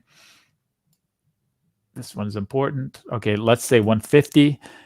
And look at this line. This one I can use a giant crayon for. So now here's what I have. I have the bulls in charge, the bears one huge here. What was that? That's the big beast right there. And look at what it matches, the giant ledge that caused all of this. So this is, demarcation zone. This right there, higher lows coming to a massive, massive pivot zone, massive. And they're ping-ponging inside of it. And what's added is now they're confirming, it's not confirmed yet, the 150 base for this little mini breakout here. So today's candle is very happy for me because they got tested. They fell below 150 by a hair. Somebody reached out in the chat room. I said, I'm not changing anything about it. So in fact, I noted that I sold calls for this week against it again. And what I'm waiting to see what happens here. So I have 16 days, 15 days until the 15th. I'm doing bad math here. 20th is the expiration, August. So just I have to give you guys, sorry, Nick, just to give you guys a quick little explanation of really what's going on here with the TLT trade. Nick placed that trade many, many weeks ago, and CNBC and Bloomberg were taking the other side of the trade. Nick trusts his own research. He shares it in the chat room, and the chat room members were also able to make the trade with him. And this trade has been working week after week after week. And Nick is always giving the updates on that. In case you did not know, this TLT trade became pretty famous here for Nick. So thank you for that. So here's the thing that they're not talking about. What happens next? So they're thinking, oh my gosh, this run in the TLT should end. It could end. This is a beast. I admit it. But so is this trend. So they're going to have a fight like you wouldn't believe. I mean, this is like a huge fight right here. Two heavyweights. And if the bears, if the bears blink, the bulls of the TLT can do this. As a result, they will have a little trip at 154 from this guy, but they can do this. And guess what happens when they can do this? It means yields, what everybody's freaking out, yields will do this because the TLT and yields are inversely related, 1-to-1. That's a mathematical fact. Nobody can argue with that. So if this TLT is rising, it means the yields are collapsing. So the Fed will be like completely messed up because then people will realize the Fed doesn't really control yields, or they only control the overnight lending rate. They can influence the rest of the stuff, but they can't control anything. So here's the situation. I think the TLT is key to the whole market. In fact, it's saying that the market is screwed. That's my interpretation. If the TLT spikes, that freaks out stocks. If the TLT doesn't spike, and it collapses, it means that the yield is spiking. And if the yield goes out of whack, it forces the Fed's hand. The stocks will freak out. So the only way the TLT doesn't affect the stock negatively if it does nothing. And it's highly unlikely for it to do nothing after it does a rally like this, heading into a wall like that. So watch the TLT and see how the stock market acts, how the dollar acts, how the yen acts. And those are clues other than the VIX. Okay, now lesson, I told you, let's go. The lesson on calendars. So I'm going to use a firm again. I'm liking the small aspect of it. 10? Yeah, we'll do 10. So what is how did I book my profits in the TLT? So I owned a call in the TLT. And what I did, instead of selling the call, because now it's more expensive than I paid for it, I could have just sold it to book my profit. But instead of doing that, I sold a call, but not it. I sold a call shorter in time. I've done this like week after week after week. In this case, I only have monthlies.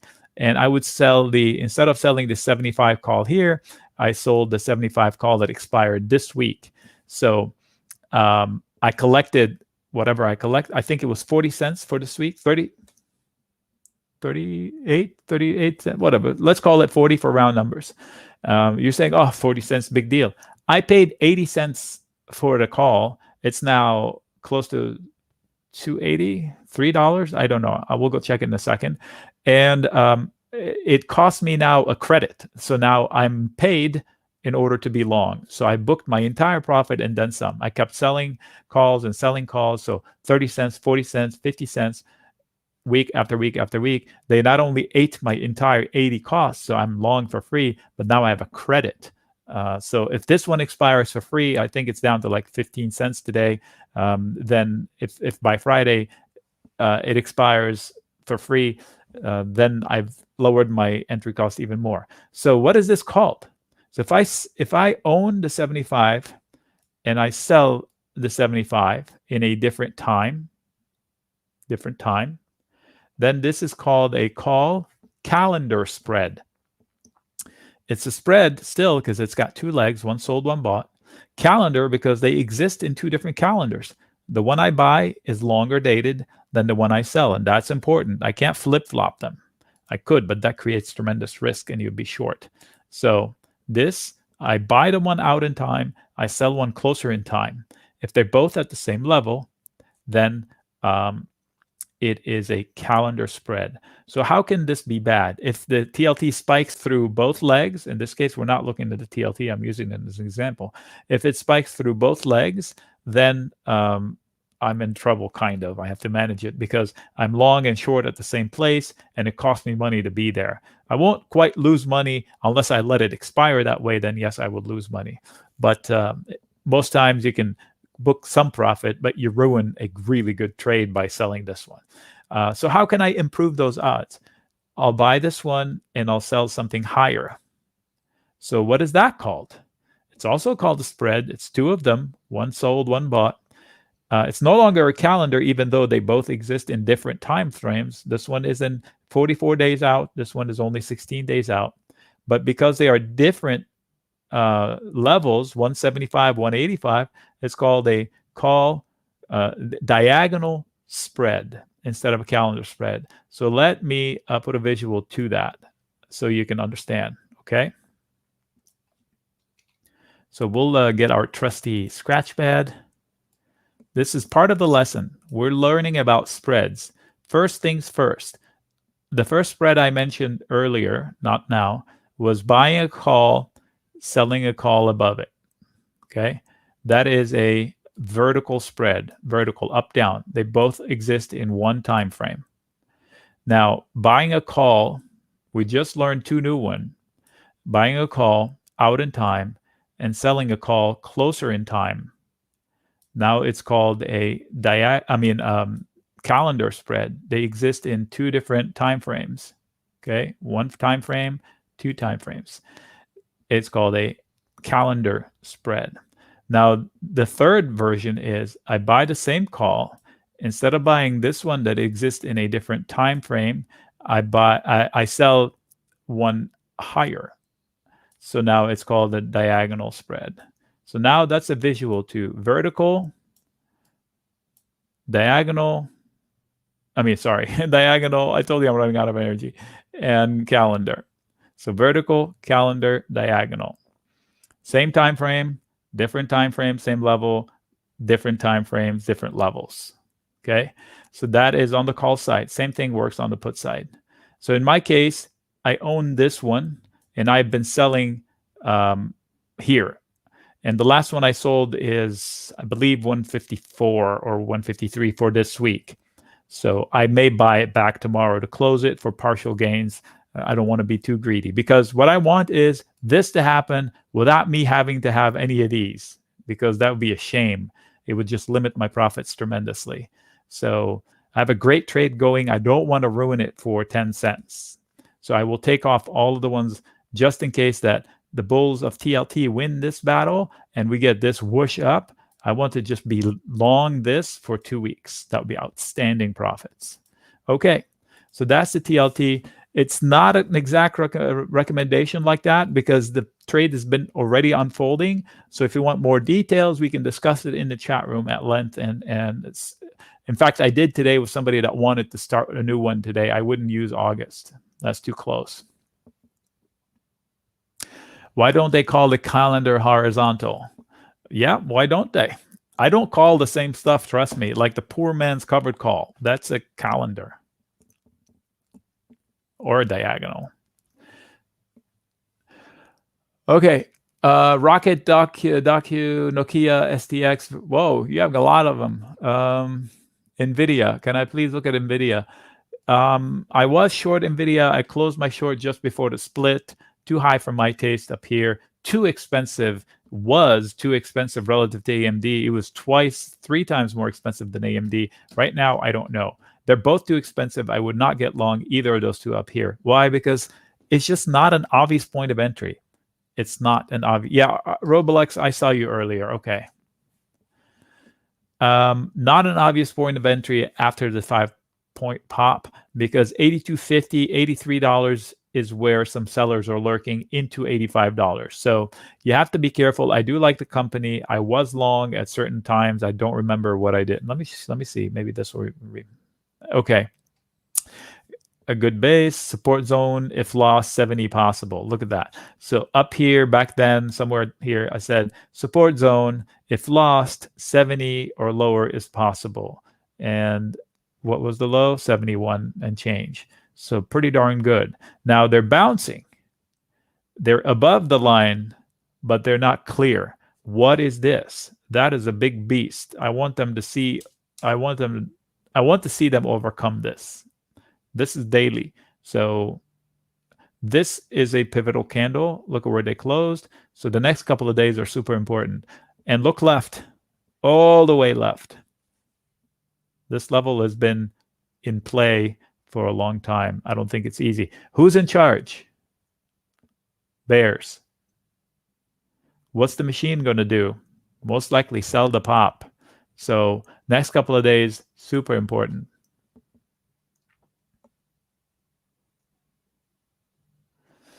Let's see. What did Kraft say? I don't know.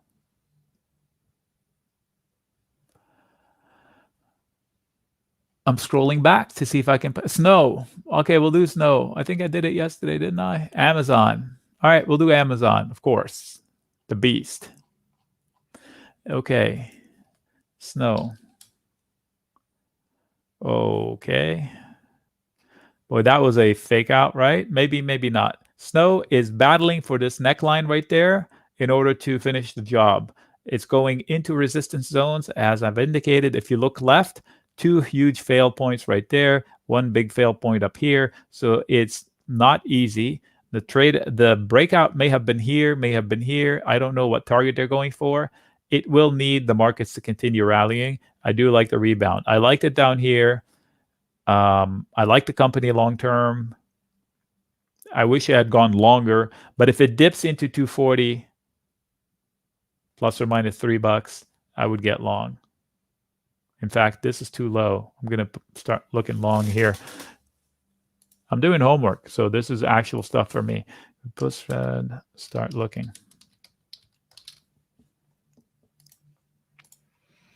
Amazon. Okay, good dip, not big enough to go all in.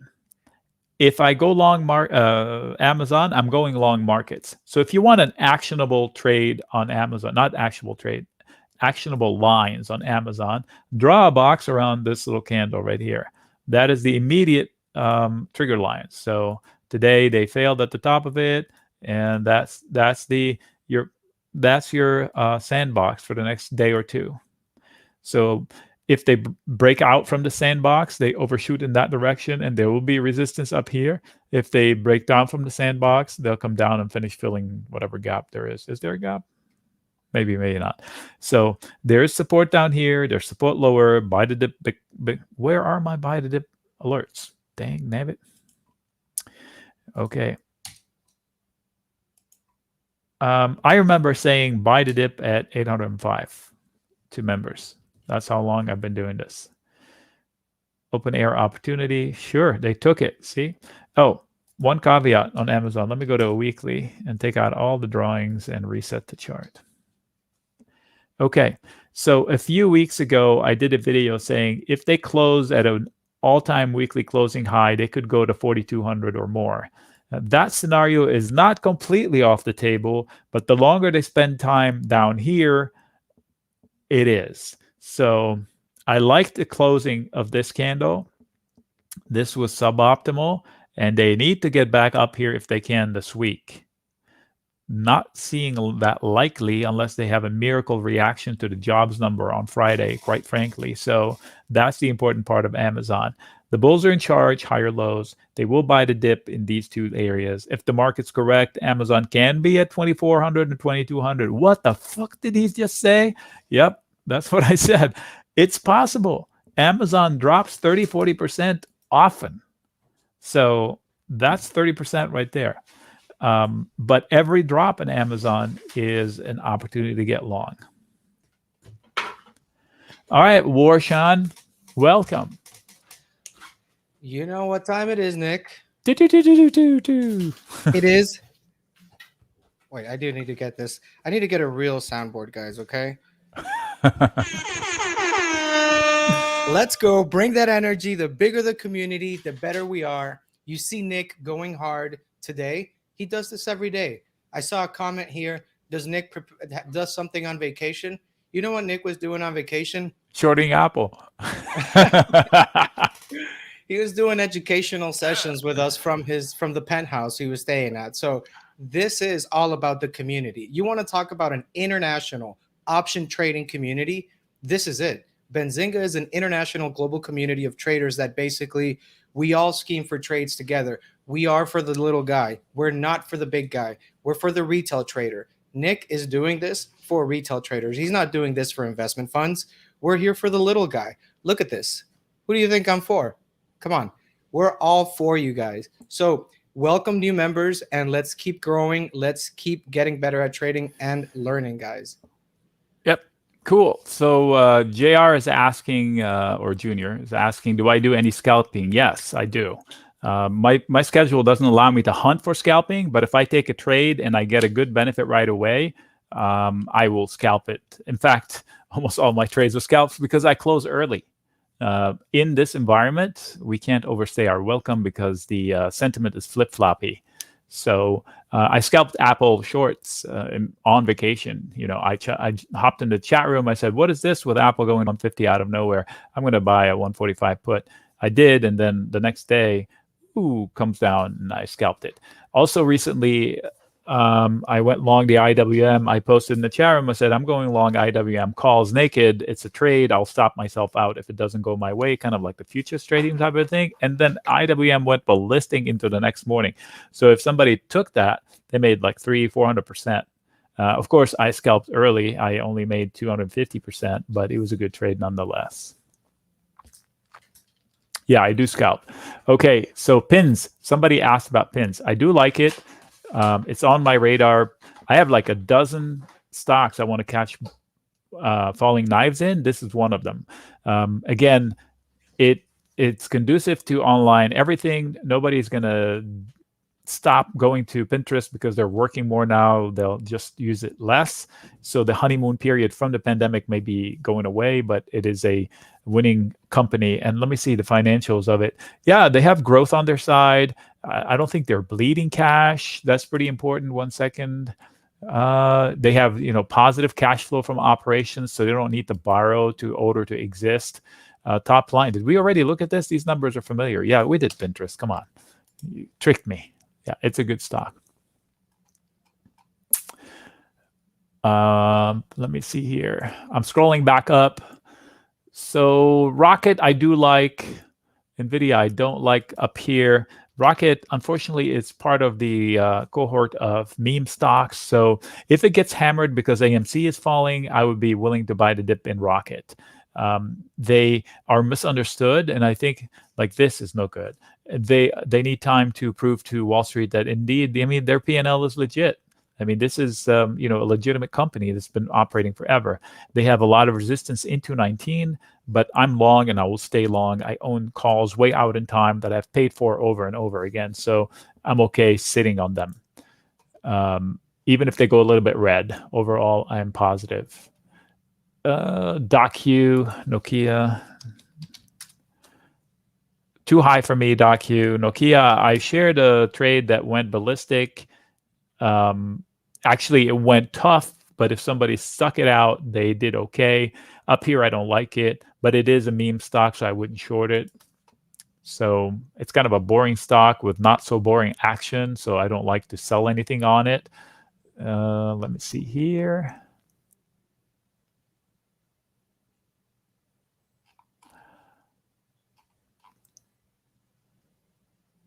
STX, I think, would be a good one to look at since we're talking AMD.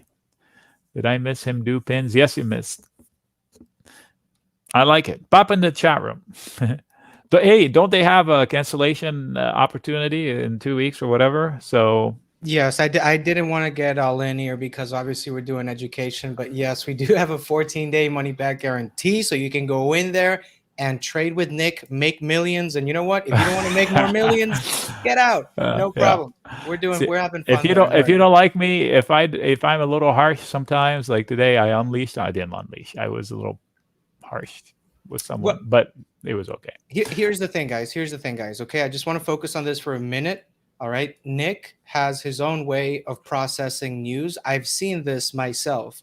There's news that comes up. I think one thing, and Nick is already thinking about 10 other things, scheming trades, 3 months before they happen. So you want to know what happened to me when I started? Just calls and puts blew up my account twice. All right.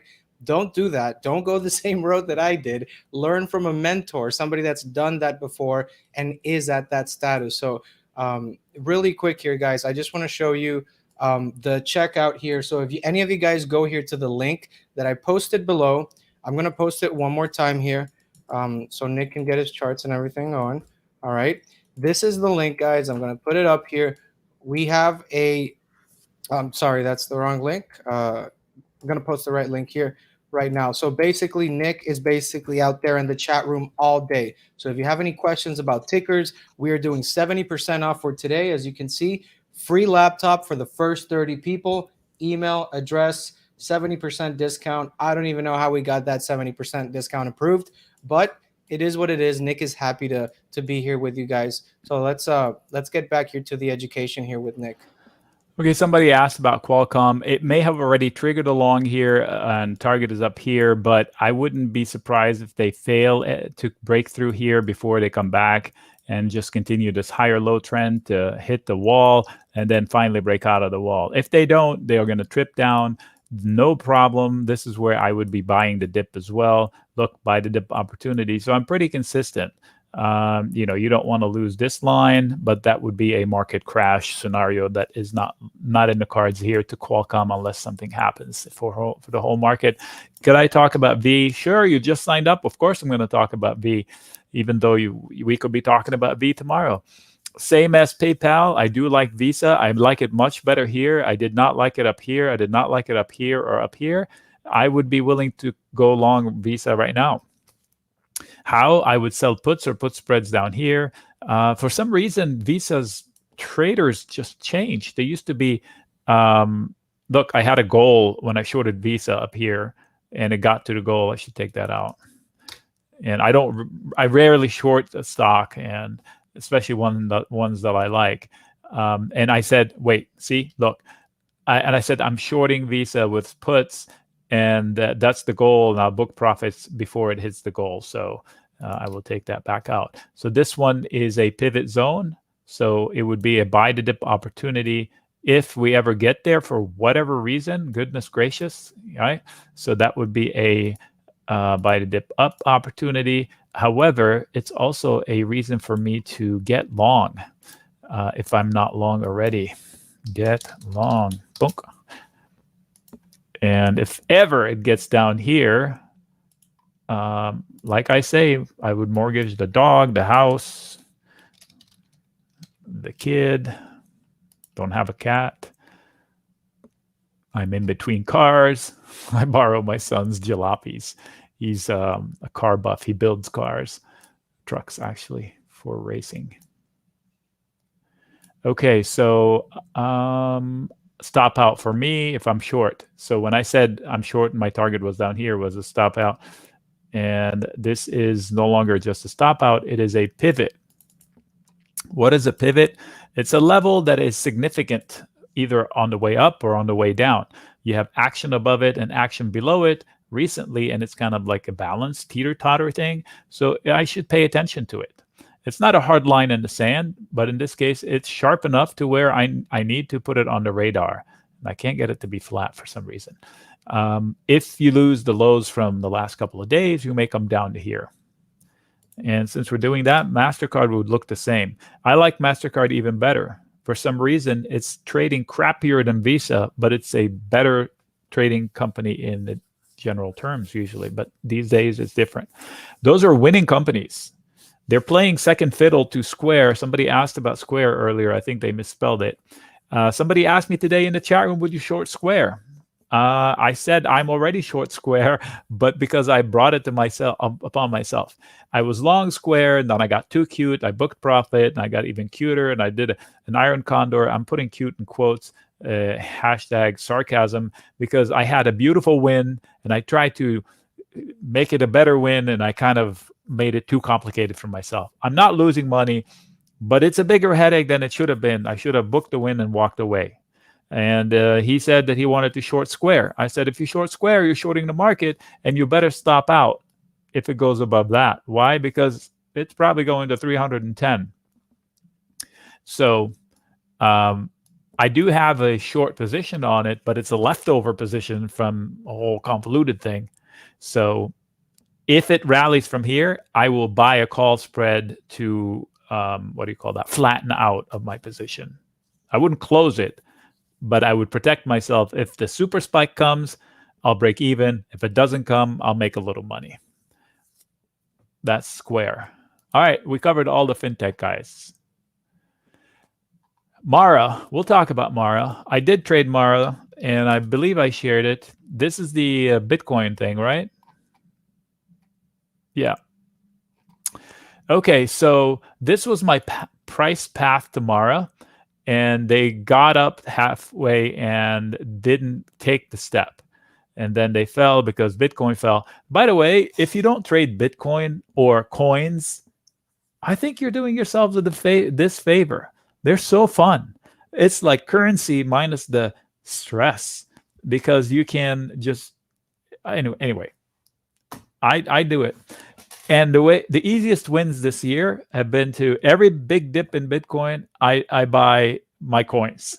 And I like Doge, of course, because that's what everybody wants. And I want to be a follower copier. And I also like ADA because I do like Ethereum. And I do Ethereum as well. But ADA, I think the founder of ADA was also a principal in Ethereum. I figured maybe he can duplicate Ethereum with ADA. So spread the love on top of the top 3 or 4 that you like. And big dips are buying opportunities. Rough estimate, Bitcoin, if it loses 30,000 one more time and it doesn't hold 29.9 or 28.8, it's going much, much, much lower. So I am long. I would buy the dip into 30. And if it loses 30, I would double down at 13. So that's my plan. So for Mara, same strategy. I think I can stay long. I would, if I'm not long, I would chase Mara on a breakout from 32 and a half, or I would buy the dip of Mara into anywhere in here, 22 or lower. How can I buy the dip? I can sell puts to own shares, and that's a cheap enough stock that people can do that. And what's wrong with owning Mara at 15? I haven't looked, but I'm just assuming I could. There's a support cluster below. Stop out. Those were instructions for my long trade before that worked out. So that is the opportunity or the dissection of Mara. Buy the dip if it comes. If not, buy the rip if it happens. If not, you can own it now partially and add to it, depends on the action, or just wait. Do LC Mark, are you sure you want to hear me talk about Lucid? It's not my favorite company. The car is beautiful. He suggested that it makes more sense to go straight to Bitcoin instead of trading it. I'll get to Lucid. So the question is, it makes more sense to trade Bitcoin if I wanted to trade Bitcoin. Okay, if you want to trade Bitcoin, but if you want to, here's why I like, okay, the so-called experts in Bitcoin always sold Bitcoin as a bullish thesis that it's catching up to the market cap of gold. They said gold's market cap is, and I'm making up the number, I don't know what it is, $3 trillion. I don't know what it is. And Bitcoin is only 150 million. It's going to eat into it. They were right. It's eating into it. I think Bitcoin is probably over $1 trillion market. I don't know. But the same concept goes down the chain to the top two. So Ethereum is the one catching up to Bitcoin market cap. So owning and trading Ethereum is legit. In fact, in the chat room today, I'm so glad you asked. I had an alert for Ethereum. And let me see here. ETH. Give it up for Nick being on spot, guys. Okay. So there was a trigger alert today on Ethereum. Triggered, when was that? August. This one. Where was it? There. That was, I'm going to move it up to here. Number 2 and open air kind of a deal. So the first one just triggered today, and it tells me it could be going to 3,100. So if it does get to this one and it triggers the second one, it's confirmation that it is. Why? Look at all these fails, and then it has open air. You're saying, Nick, it doesn't have open air. It has all of these. Yes, but these were 1, 2, 3, 4, 5, 6, 7 big failing points. If you count these, it's almost 10, 20 dailies. So that's an accomplishment. Besides, the breakout may have already happened here, and this might be the target from that. So I like the momentum. I didn't chase it, but I did issue, and if somebody jumped on it, they made a little money. So we'll see. I do like crypto. Now I jumped. Lucid. So this used to be CCIV. Let me put my lines. Boom. Base, it must hold, otherwise you turn into a highly on situation. Resistance, I don't think the bulls have it in them to break out of it, but if they do, they have an open air opportunity. Big candles to deal with up here. Look at this candle. One candle from here to here. The whole box, one candle. I drew the box back here, and it's still resistance. So why don't I like this company? Because we have 3 or 4 other EV companies with actual sales right now. Why would I want to bet on one that doesn't have any? Besides, it's a niche market. What? It's a great car. Yes, but it's a niche market. The starting price is 70,000. So out the door, it's probably going to be closer to 90 than 70. And that's the 1%ers. It's not a mass market. Tesla, you can pick one up in the 40s. It's a mass market. NIO, they have a low price because you don't buy the battery, you're leasing the battery. And Li Auto is already there, and XPEV is already there. They have, I believe they have cheaper cars. So they can hit the mass market level. This is a niche market.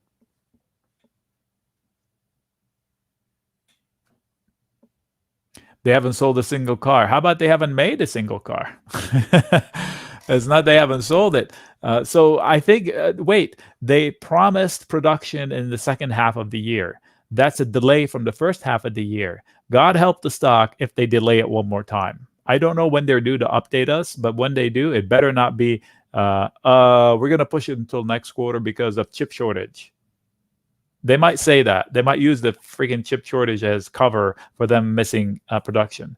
So if they don't miss production, you may get your car, if you reserve it now for $300, you may get your car in 2023.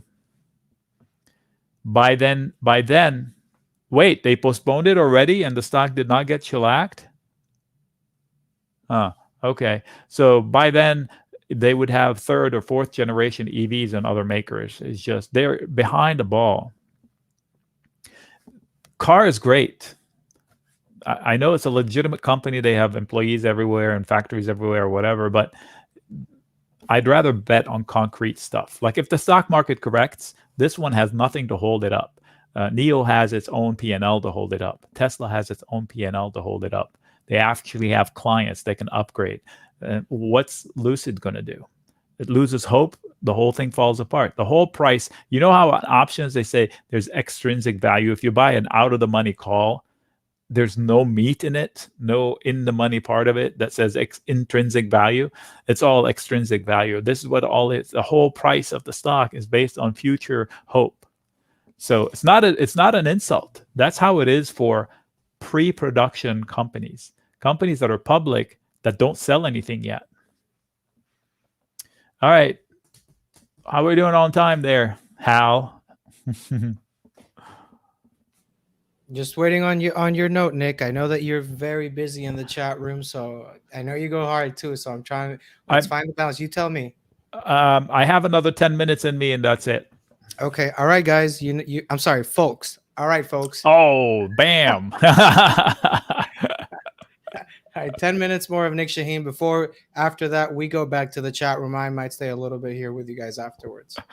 I haven't said it once. I've been pretty good at that. Okay, so Lucid, we did. Did I miss one? I thought I missed one. We talked Bitcoin, Mara. I'm scrolling back. Visa, we did. We did the whole cohort. God, sometimes you get stuck on a few words and you keep repeating them, like cohort. Who uses that word? What am I, Dennis Gartman? Roblox, we did.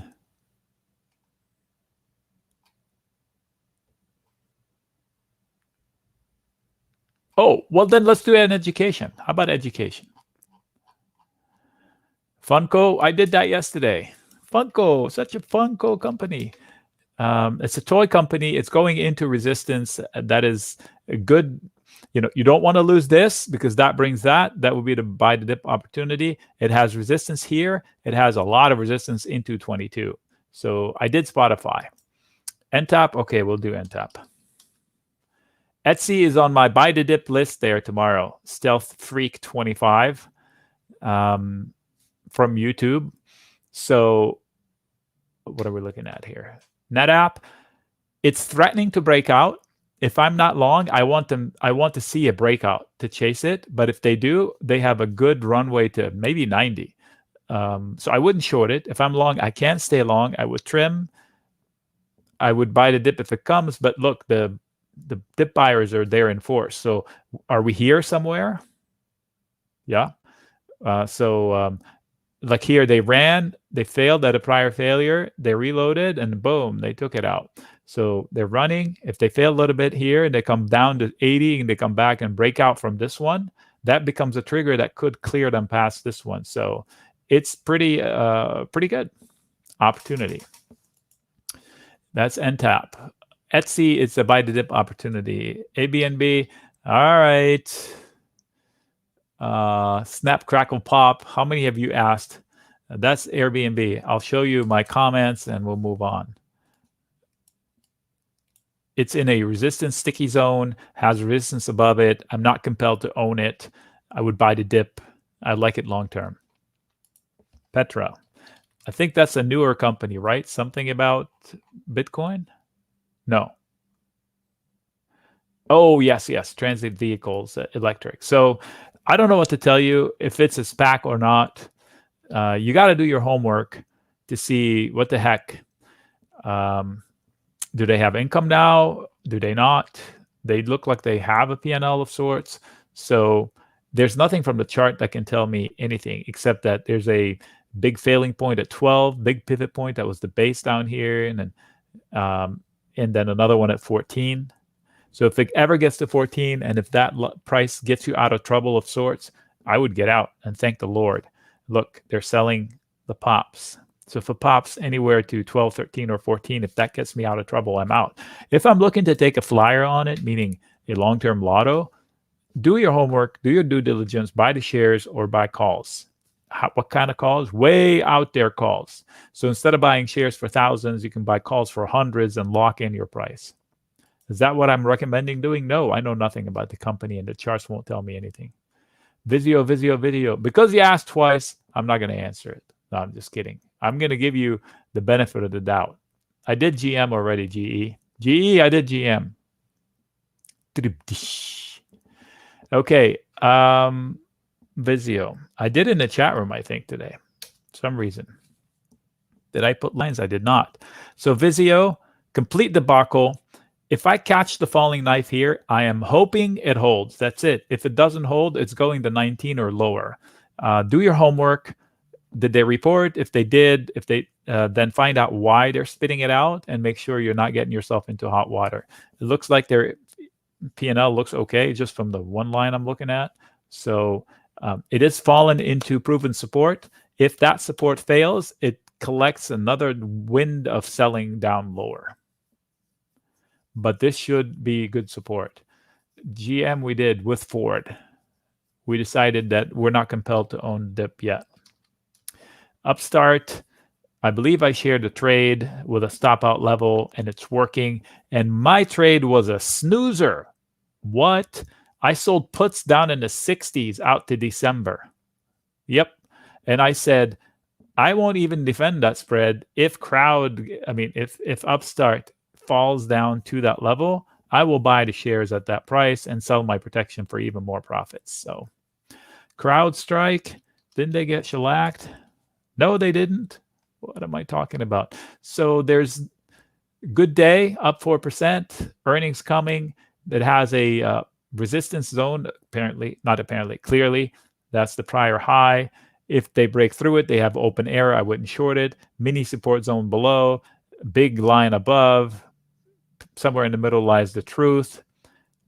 You just trade the range until one side breaks apart. So if this fails, you're going to come down to here. You buy the dip here. If this fails, you chase the rally up there. If not, you sell put spreads to kill time. I'm long Clover. I didn't like today's action at all. CLOV. Long term, this company, the battle over it, the problem is that it's a Chamath Palihapitiya company, and he stands behind it. To me, the due diligence, not from him that counts, is the fact that states are signing it up. So if it was fake, why would the government sign it up? So I'm long-term, and patient. I had winnings. I didn't book them. I think now I'm back to even, maybe a little bit red. I don't care. They're long-term calls. Space, I did not like chasing it up there. I like it better down here. Just to give you a point of reference, I sold puts at $10 and lower. That's when I said, if you like and believe in space travel, this is a no-brainer. Up at 50, who the heck was chasing it? Not me. It's better here, but I bet you we will have the opportunity to get long in the 20s again. So I think they have a lot of resistance above. That spike caused a lot of scar tissue up there.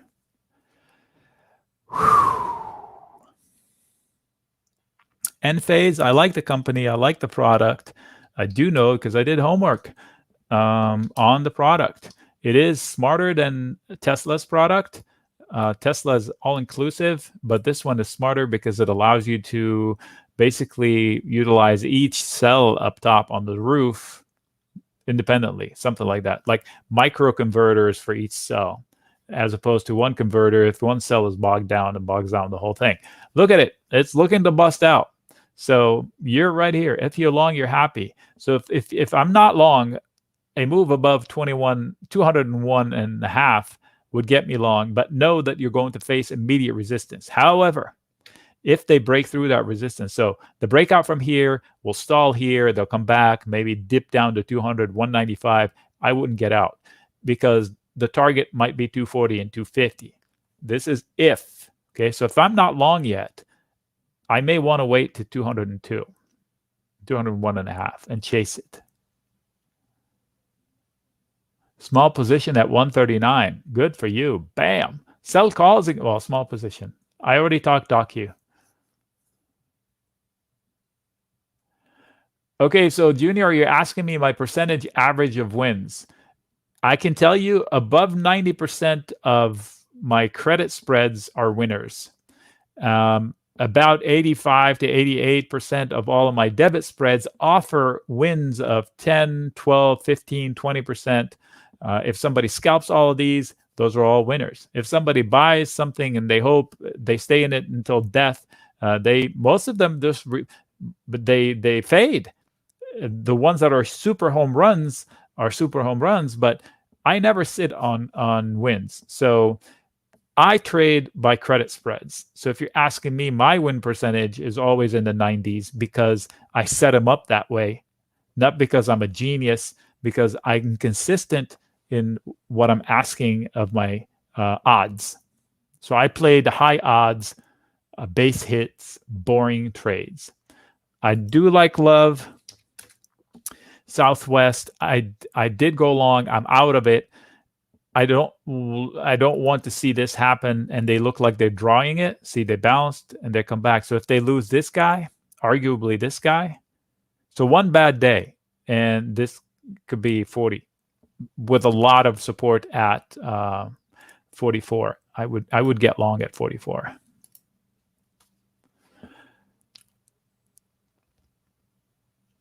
Okay. So this is the end of the show, folks, for me. I have to go before my family just beats me up. I have a commitment here I have to get to. Absolutely, Nick. We appreciate having you here. Everybody in the community appreciates having you here. There's a lot of existing chat members here. I recognize them. So shout out to everybody who's already in the chat room with Nick. If you're not there, I don't know what you're doing, to be honest. We miss you already. Come back. No, I'm just kidding. Yeah, get in there and check it out. So I'm not a really good salesperson, but I can tell you one thing. I've been working with Benzinga for over 10 years, and we're doing something right to be able to do it this long. And besides, if you don't like it, if you find it's too noisy, it's not your thing, or you're not getting enough of it, then you can change your mind. But here's what I think about it. It's like a classroom that's going on all year for however long it's in there. If you have a question, you want to learn something, you pop in and say, hey, what do you think about the stock? Or, hey, I'm thinking of going along the stock, and here's what I had in mind. What do you think? If you're not shy about sharing your ideas, why would you ever take a trade without running it by somebody else? Not that I'm like the guru of all gurus, but another set of eyes, heck, hundreds of eyes in there. Besides, you pop in there, somebody else might pop in hey, did you see this? I read this. Here's a resource you haven't seen. In the chat room, there are people who know like stuff better than me. Like I learned some harmonics out of people in the chat that are experts in harmonics, and they didn't know other stuff. So there's always something to be learned. So it's like an education for a whole year if you're in it for a year. It doesn't mean you have to catch every word that is said in there. Make it work for you when you need it. You pop in, you spend some time, you ask your questions, you pop out. Absolutely. And a lot of people do that. As a matter of fact, I did that like about a week ago, and I was doing one of these educational sessions. I just literally went to the chat room and asked Nick, is this a good situation for a credit put spread? And he responded in 4 minutes. And we're talking about 10 p.m., guys. 10 p.m.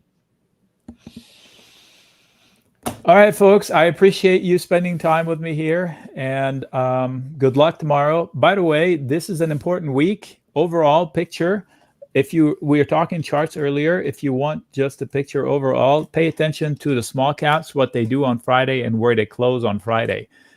2 weeks ago when I was on vacation, 3 weeks ago, this candle right there, that was devastating, and it changed something for months. So they haven't recovered the top of it. So this candle, that's weekly candle. On Friday, pay attention to where that close bar is. Is it here or above? If not, question mark for the whole market. Okay, this is a basket of 2,000 stocks. They're not big, but it's 2,000 stocks. All right, folks, I'm going to sign out. If I leave the studio, that's not going to mess you up, right? No, Nick, unless you like hack into this computer or something. No, I'm not that good. No problem. Yep. All right. Thank you, guys and gals. Oh, shoot. Last minute. Heck. Oh, thank you, folks. All right, guys, don't leave because I'm just going to give you a quick rundown of Nick's strategies. Before that, I do want to get some things out of the way because we're getting so many questions. You know, I don't want to be rude. I can't ignore these kind of questions. So I'm just going to show this to you guys here. For all you guys that signed up, this is the checkout so you don't get confused. If you don't see a laptop at the checkout, that means that we're out of laptops. It looks like we still have laptops here, 70% discount. And, you know, you fill out everything here, money back guarantee right there. So I did want to talk about the chat room itself. Give me a quick second here to change the screen, guys. 1 second.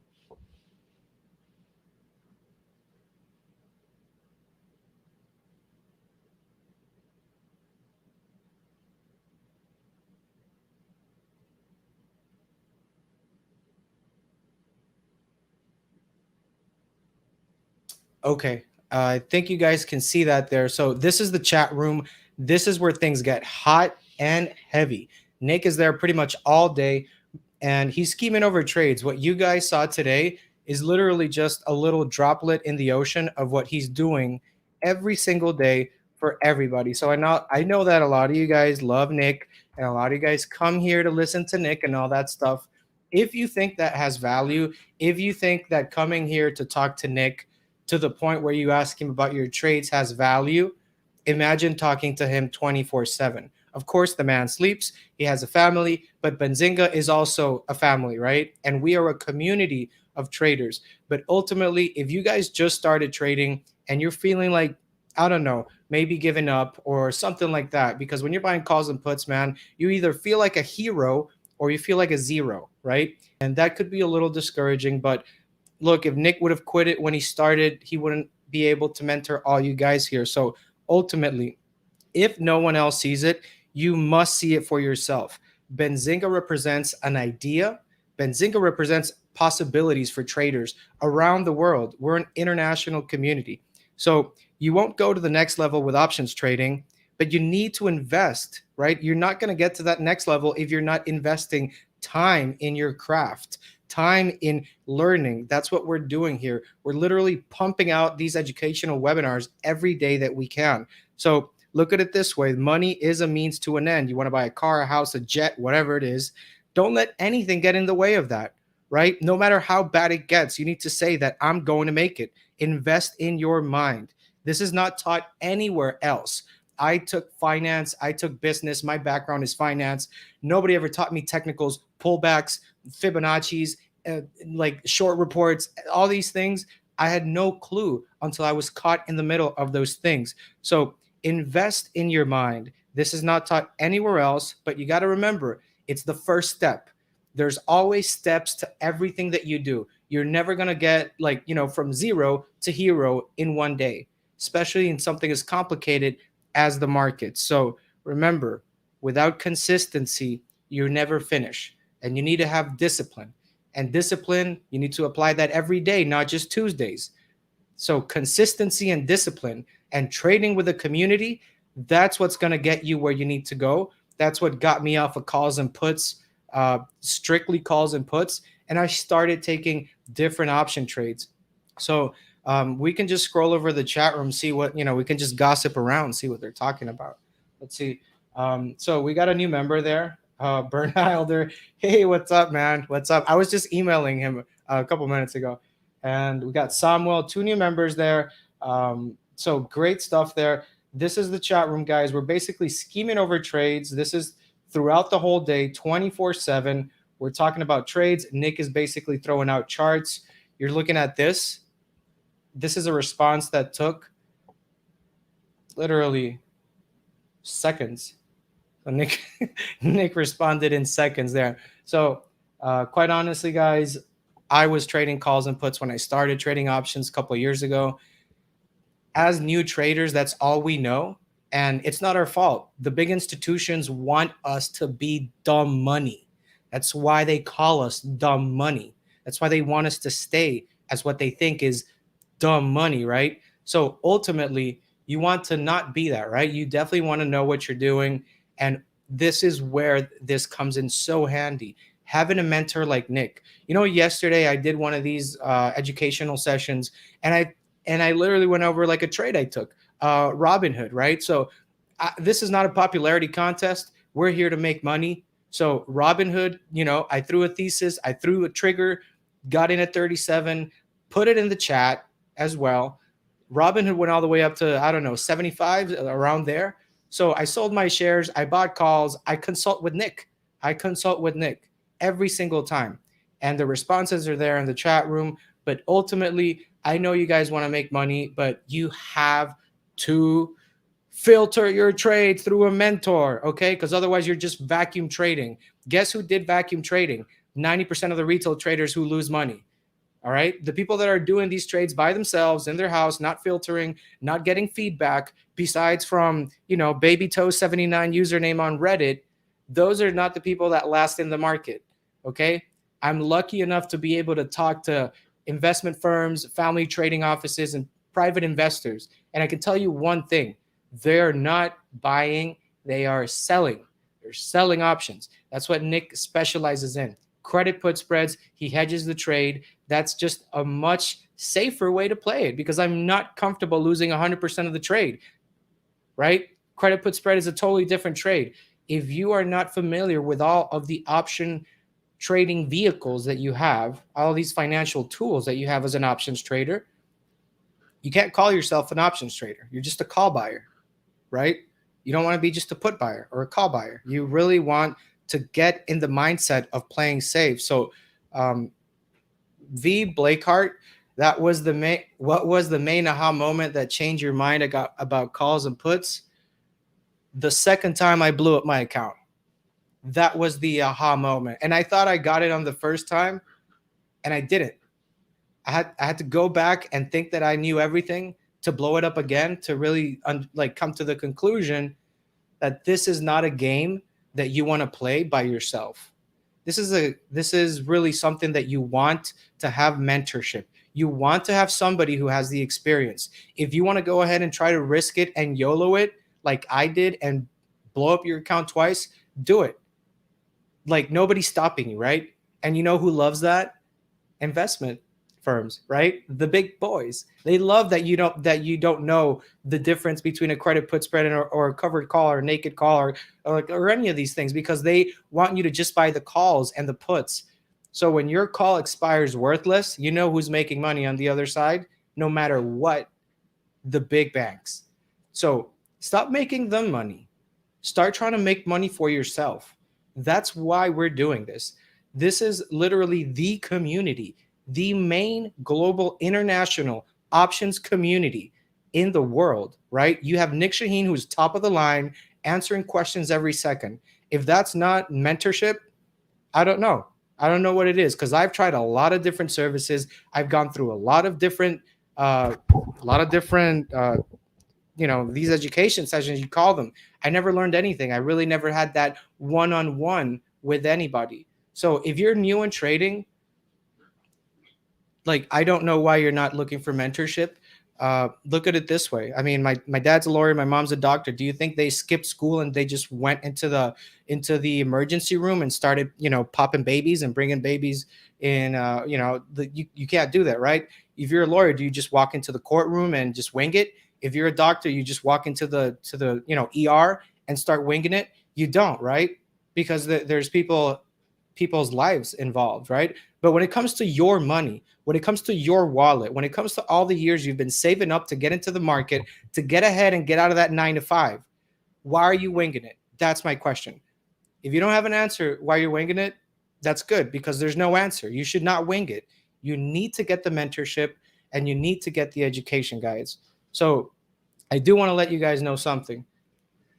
When I first started trading, I started trading in pump and dump chat rooms, public chat rooms, guys. I got my ass whooped there, all right? I don't want anybody to go through that. Blew up my account twice. That's not the way you want to start. You want to start with the right foot. You don't want to start with the wrong foot. That's the main problem that traders fall into. They think they know it all. They look at these screenshots on Reddit and Wall Street Bets that have 5,000% gainers, and guess what happens afterwards? They go and follow the herd, okay? You've heard this before. Don't follow the herd. It's not a popularity contest. We're here to make money. Even if some people hate Robinhood for the GameStop thing, when everybody's bearish, you need to get bullish. And that's exactly what I did. I don't follow the herd anymore. I actually look at the herd and I start going the other way. Nic does his own research, and that's why he nailed that TLT trade. That's CNBC, Bloomberg, all these big financial media companies were basically taking the other side of the trade, right? And you know that they have more influence per se, right? But at the end of the day, if you trust your research, I trust Nic's research, he proved to be right. Who, after being right so many times, you come to the point where you realize this man knows what he's talking about. Ultimately, I know because I went from blowing up my account every month to starting to see gains every week, every month. and I'm not risking 100% of the trade. I know that a lot of you guys probably are doing that, just calls and puts, because I know that's what that's what you guys are doing. But remember, there's more to just calls and puts. If you are just doing calls and puts, it's like you're eating and you only know about a fork. You ever heard of a knife and a spoon? Like, you need to know the tools that are available for you. And this is the main tool. The chat room is really off the chain because you got to think about this. You have members all over the world with backgrounds that vary from everything from finance to doctors to lawyers, and everybody does their own input. Like, I gave a ticker, Robinhood, in the chat room. I gave my thesis. I got Nick's approval, right? And I put my entry and everything, right? So it's all there in the chat room. But where did I learn to stop being so risky with my plays? With Nick. That is the truth. I was just doing calls and puts. I did not know there was something more than that. I did not know there was a safer way to go long that did not involve me losing everything that I put in the trade. If you still don't know that there are more to options than calls and puts, you need to join the chat room. Even if you're doing it for 14 months, that's more than enough for you to get a very good understanding and really start learning from Nick. Because I'll tell you, there are people that join this chat room that are not even trading options. There are people here that just come for the technicals, not just technicals, but fundamentals and analysis. That TLT trade, Nick is a superstar because of that, because everybody on CNBC and Bloomberg was taking the opposite side. But here I'm hearing Nick go over his thesis, go over everything. And this is making a lot more sense to me. So now what happened? CNBC and Bloomberg turned all their things around, and now they are basically on the side of Nick's trade. So stop following the herd, guys. Start listening to real mentors, to people that have been there, right? Stop trying to wing it. Stop trying to get 5,000% gainers. If you're going to try to win lottery tickets, you're going to end up broke. That's how the game works. That's why 90% of retail traders lose money. That's why like 90% of calls expire worthless. They can manipulate the market to the point where your stock goes down 10% and your call is gone. If you're doing a credit put spread, it's a totally different conversation, but they don't want you to know that, right? So this is what you need to do for yourself. Invest in your education, invest in your financial education, because when you retire, you're going to get bored in that beach house and you're going to want to do something, and you better be good at it at that point. If you're starting at 75 when you're retired to learn how to trade, you're going to start making all those rookie mistakes at that point. You want to be able to learn these things from the beginning so that by the time that you are at that stage that you want to retire, or you're looking into retiring or leaving your 9-to-5 job, that you already have this down. If you're starting from scratch, you retire, 500 grand in the bank, and you come in, trade options, you could lose that in 1 day. You can lose that in 1 day. There's people that lose more. I get calls from people that lose 200 grand in 2 days. And all I'm thinking about, why didn't you get the education, right? Why did you try to wing it, right? Oh, because I saw GameStop and I saw AMC, right? Like that. We need to be able to process these things, guys, with a mentor. Filter your trades. I don't care what you're trading, but filter this through a mentor. You see, Hood is now like the meme stock, but there are fundamentals behind it. And I filtered my trade through Nick. I got Nick's feedback. So I bought shares. I sold them at like 70 something. I waited that for the dip and bought calls. And, those calls closed like 60%. Do I always buy calls and puts? No. I do that for trades, but everybody has their own style. You have your own style. V Blackheart has their own style. Johnny Ramirez has their own style. Bryn has their own style. All these new chat members have their own style. Everybody has their own way of trading, but you do need to find the right way to trade it. If you're just thinking in the perspective of just a call and a put, you're really just it's literally gambling in a sense, because you're risking everything. I'm better off going to the casino and putting everything on red. If I'm going to do 50-50 plays, I might as well go to the casino, because that's literally what they do. So as a matter of fact, you probably lose less money in the casino than in the stock market. So look at this from the point of view of your education. It's not just about trading. It's not just about getting in there and clicking buy. It's about knowing why. the reason behind it. So I really hope that you guys enjoyed this session. I literally go to bat for you guys every day, bringing Nic here because he's so busy in the chat room. He's loving the chat room, and I don't blame him. I have fun there. We're making money. But I know there are a lot of you guys here who are new. So my goal here is that if you are new trading to options, give it a try. There's a 14-day money back guarantee on this. Why wouldn't you do it? It's a lot better than what you're getting on Reddit or what you're getting on these StockTwits public pump and dump chat rooms. So start trading with mentors. There are people in that chat room, Racer X, a whole bunch of people that I know and help sign up, that they're so experienced with options. There are people that have 40 years trading options. They still go to Nic. There are people that just started, that just opened their Robinhood account. They still go to Nic because they understand this. They know that the market is not tilted for them. If you are an institutional firm, you shouldn't even be watching this because you have your own resources. But if you are a retail trader, you need to get with the community. You need to get with the program because institutional investors meet up and do their own trade ideas, right? So why are you not doing that? And I'll tell you, Reddit and StockTwits it's not the same. Very different. Every member in Benzinga's chat room is a verified human being to begin with and a trader. So we don't have fake profiles. We don't have any of that here. There's no pump and dumps. There's no fake bots here. Unfortunately, that's what you find on StockTwits. You know, people promoting, join my chat room. I made $1 million yesterday, okay? I don't even go there anymore because I'm tired of that. I don't have time for that. Time is money. And that's the first thing you need to get. If you get Nic's feedback within 5 minutes or less, how much time does that save you from getting in early, right? So as you can see, this chat room is on fire every single day, 24/7. Nic does not stop, but ultimately he doesn't stop for you. It's not for me or anybody here. It's for you guys. We're here for you. I'm here for you. This is what we do all day. So if you think this is cool, imagine what we do on the chat room. That's literally where I'm at all day. I'm putting my trades there. I ask Nic for questions. That's where I've learned what I've learned with options. That's where I learned to not be a risky, savage ape that's going 40 strikes out of the money expiring tomorrow. Those kind of plays, you might as well donate to charity, guys. If you're going to do those kind of calls, you might as well donate to charity because you're just throwing it away.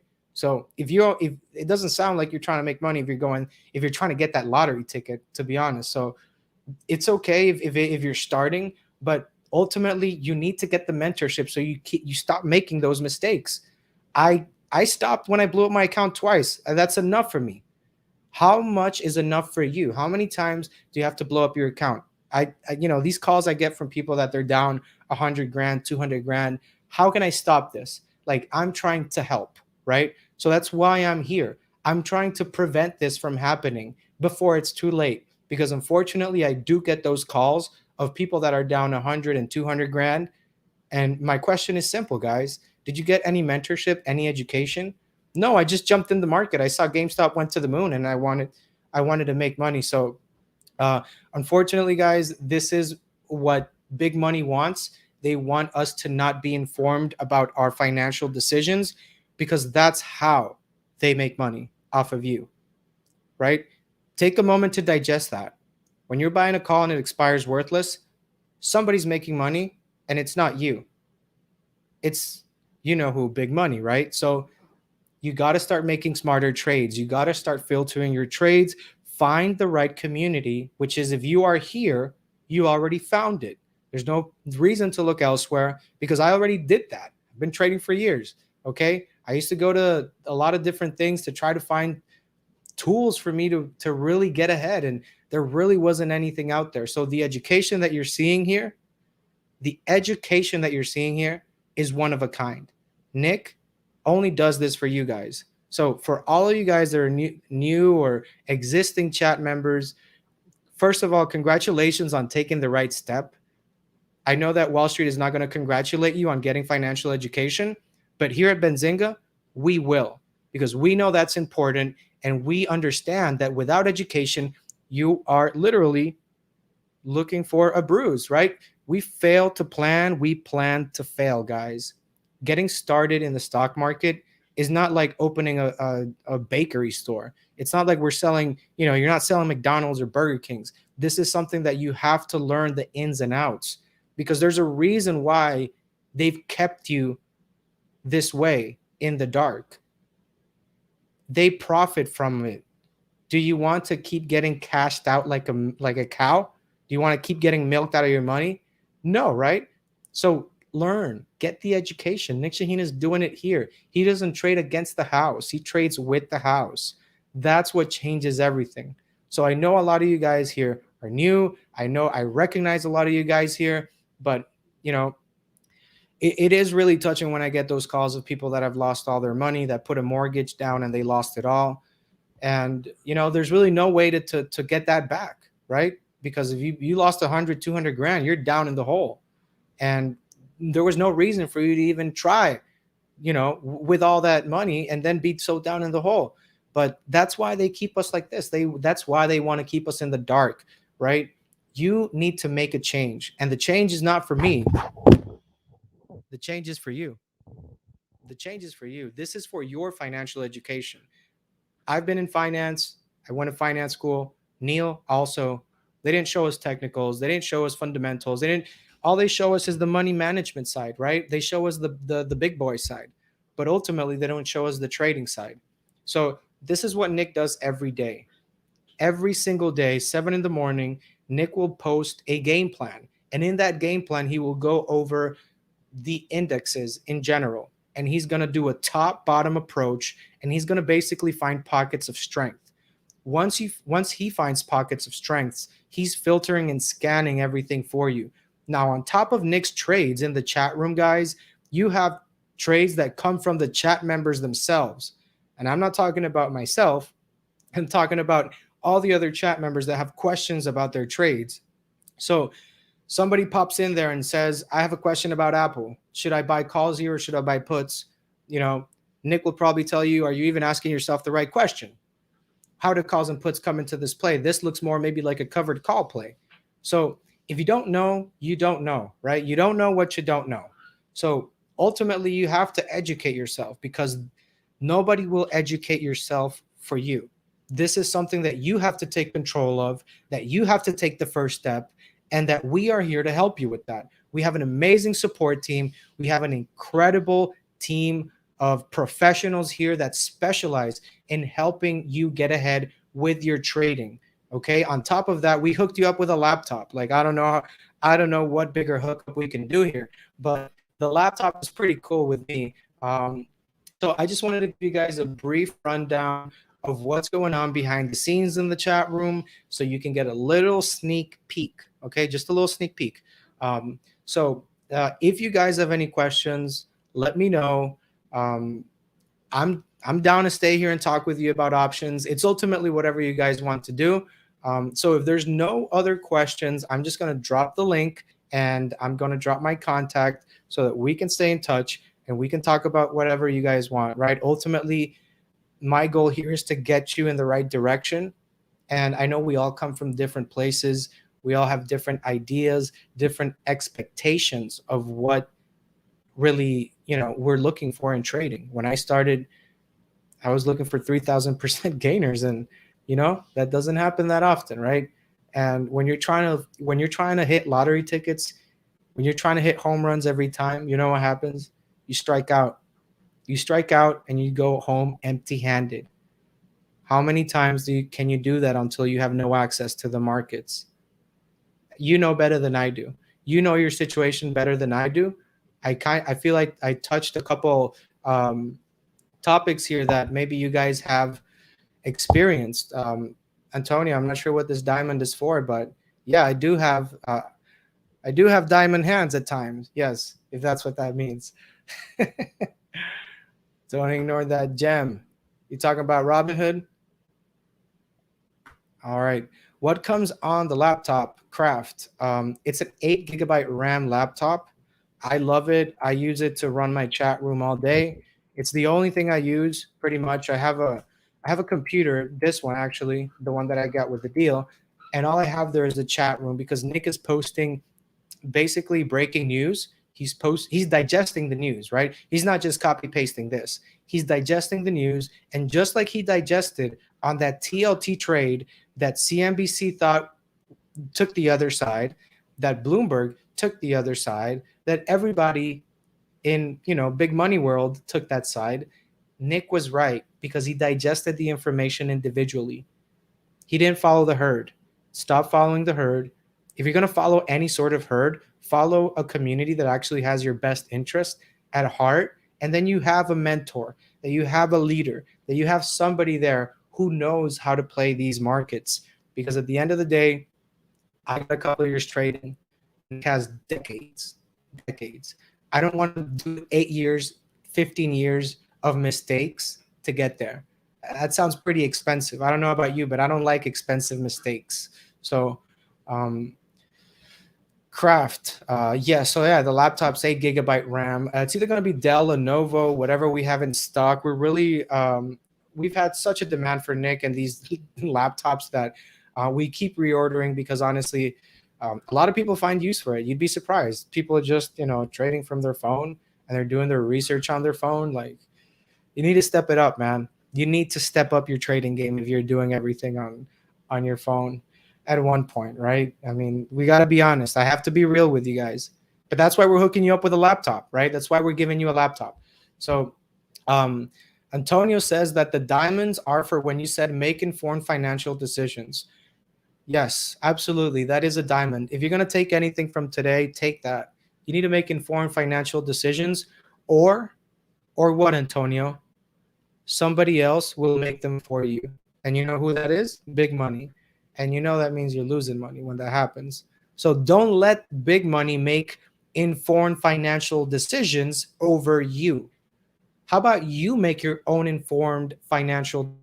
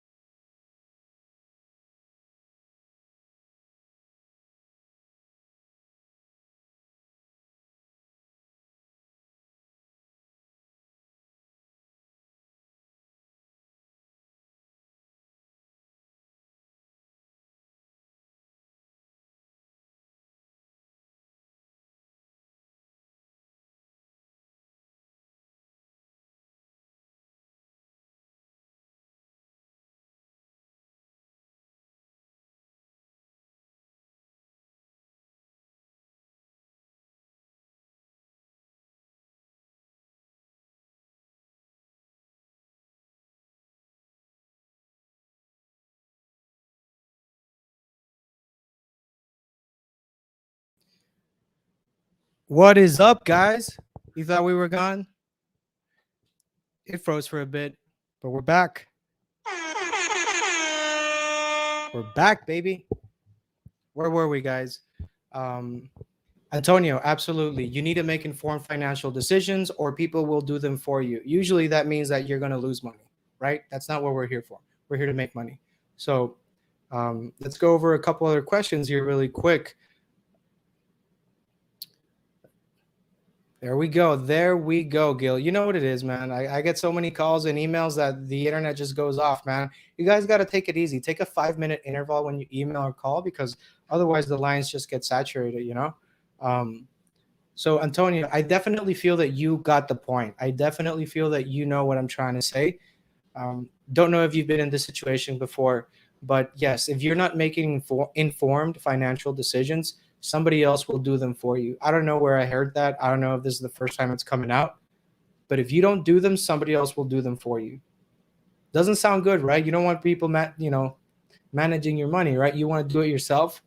So just because you're buying and selling but individually doesn't mean you're in control. That doesn't mean that you're controlling the outcome of this. In order for you to basically try to be a profitable trader, ultimately you need to find the mentor. It's hard to find a mentor. Imagine if I were to just message somebody who is super good in options and just ask him, hey, you want to be my mentor for free? Probably get ignored and blocked, right? So that's why we're doing this, guys. Antonio, you still holding? What are you holding? Robinhood? Me too, man.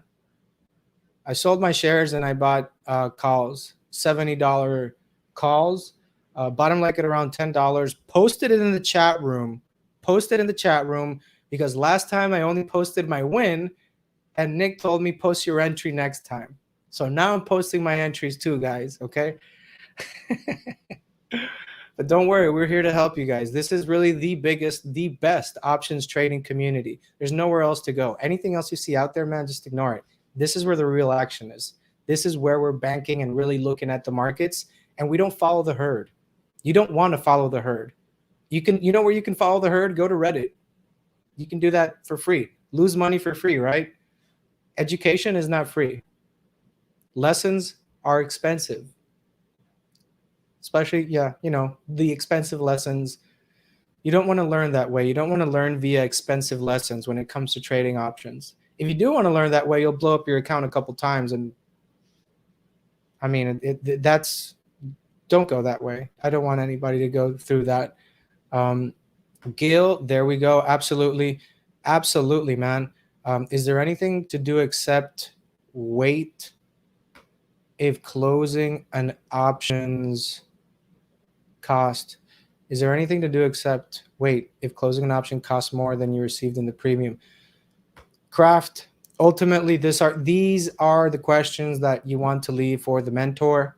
I've learned from him a lot of things, but at the end of the day, we all have a different trading strategy. We all have different risk profiles. We're all looking for different things as options traders. We're not just one cohort of people. We're all different.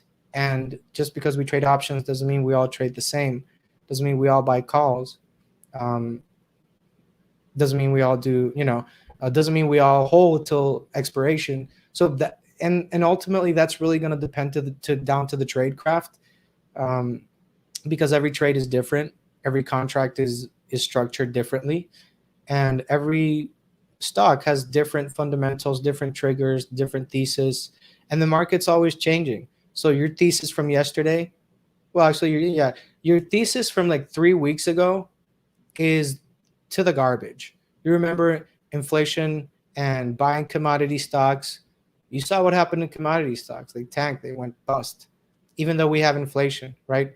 Personal savings account has dropped as well. It's not because people don't have money, it's because of inflation. So there's a lot of trades that get pretty tricky. And those are the trades. Those are the crowded trades. Those are the trades where they want you to be at, the crowded trades. You need to do your own due diligence always, because the famous tickers, who do you think is looking at that too? You think hedge funds are not looking at this? Do you think hedge funds are not looking at these public chat rooms and seeing what Reddit is pumping? They're there. They are inside. They're inside the chat rooms in Reddit and all these other places and StockTwits. So stop following the herd, because you don't even know if you're following the herd or a fake profile or somebody that a hedge fund hired to pump up a stock. So you need to start trading with a community, guys. It's what I'm talking about. You don't know what you're really like susceptible to at this point, because we've seen so many crazy things with GameStop and AMC that I'm not surprised to see even things that get even bigger. So protect yourself, protect your capital, protect your dreams, your investments, and your trades. Don't fall victim to pump and dump chat rooms. Don't fall victim to the herd, following the herd. You need to start scheming your trades and not just follow the herd. Follow a mentor that has experience in this, guys. Let's see. Gail, as a newbie, let's see, Gail. As a newbie and slowly learning about options, am I correct to understand you need a certain level of permission from a brokerage to do options that are above a basic call and put? Every brokerage is different, Gil. So I don't work there, so I really have no say to that. But they're all different. They all have different risk profiles, just like any other bank. They have different financial criteria to either approve or decline your checking account application or finance application. Every bank will have their own financial risk assessment, and some might be easier to get in than others, but I don't know about that.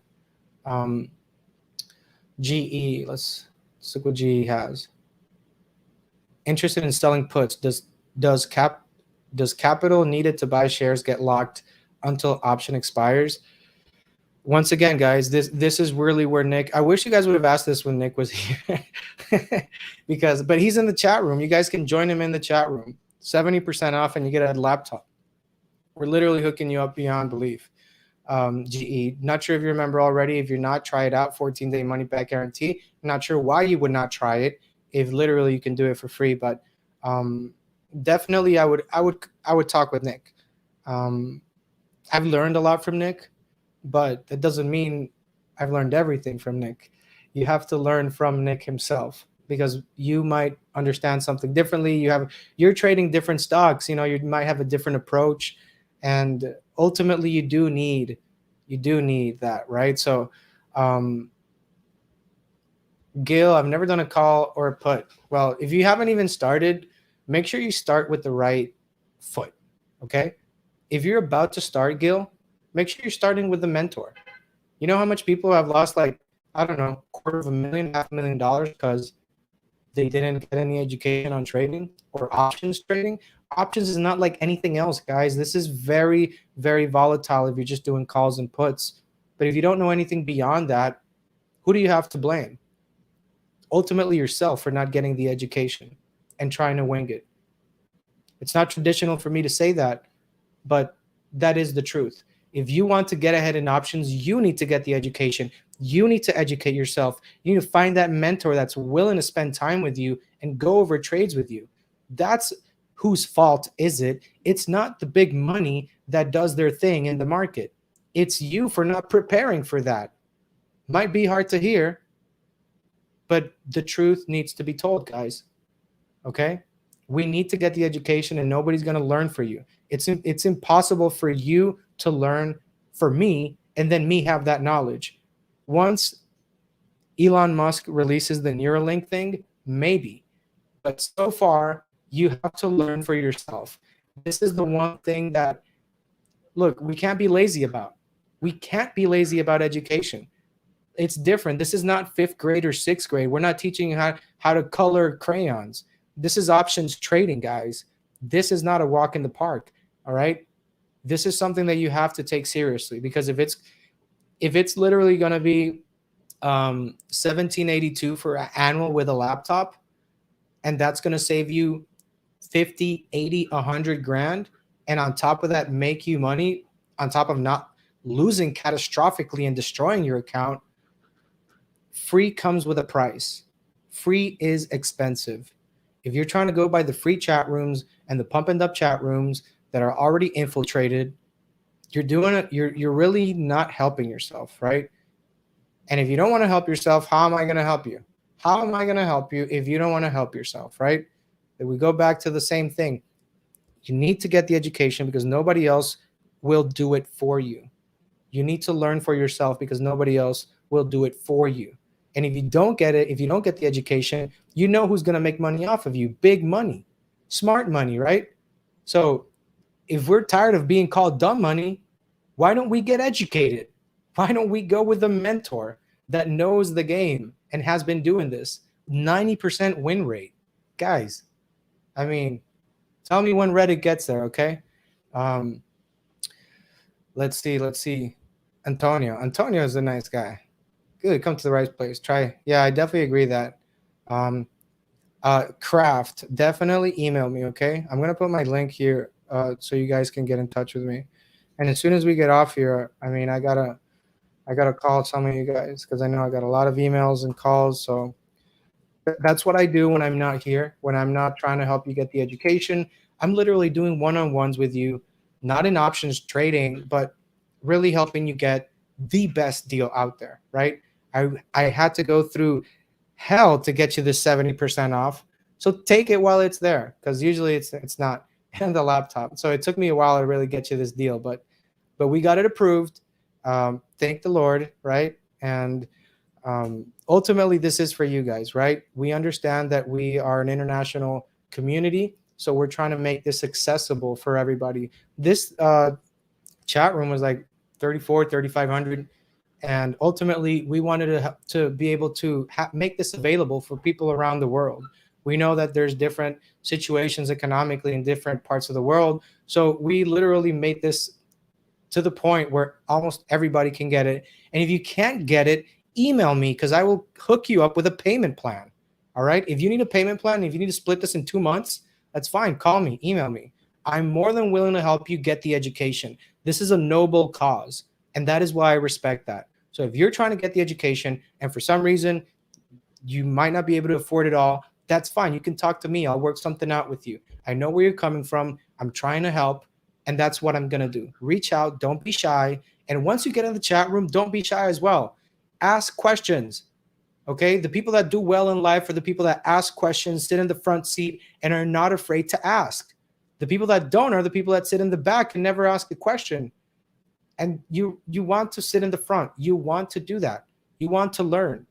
That's happened to me. When I was in high school, I sat in the back. And then I went to college, I sat in the front, talked to my teachers, became super cool with them, and I was learning, and everything changed. But it's all about your attitude. If your attitude doesn't change, if you're still trying to casino this thing, that's your attitude.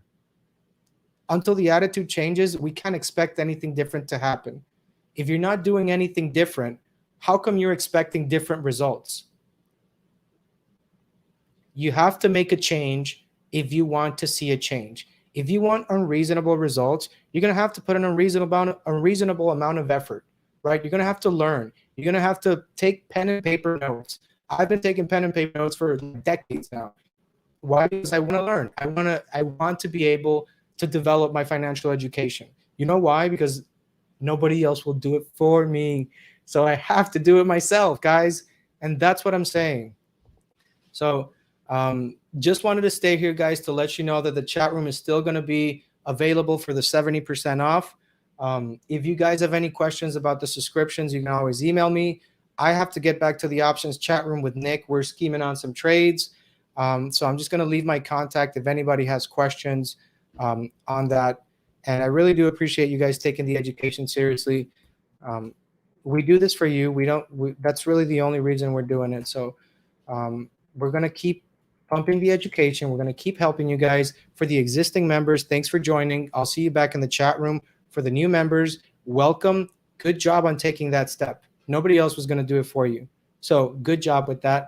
And if you're curious, we have a 14-day money-back guarantee as well. If you work part-time, you want to be able to get on trading full-time, that's fine.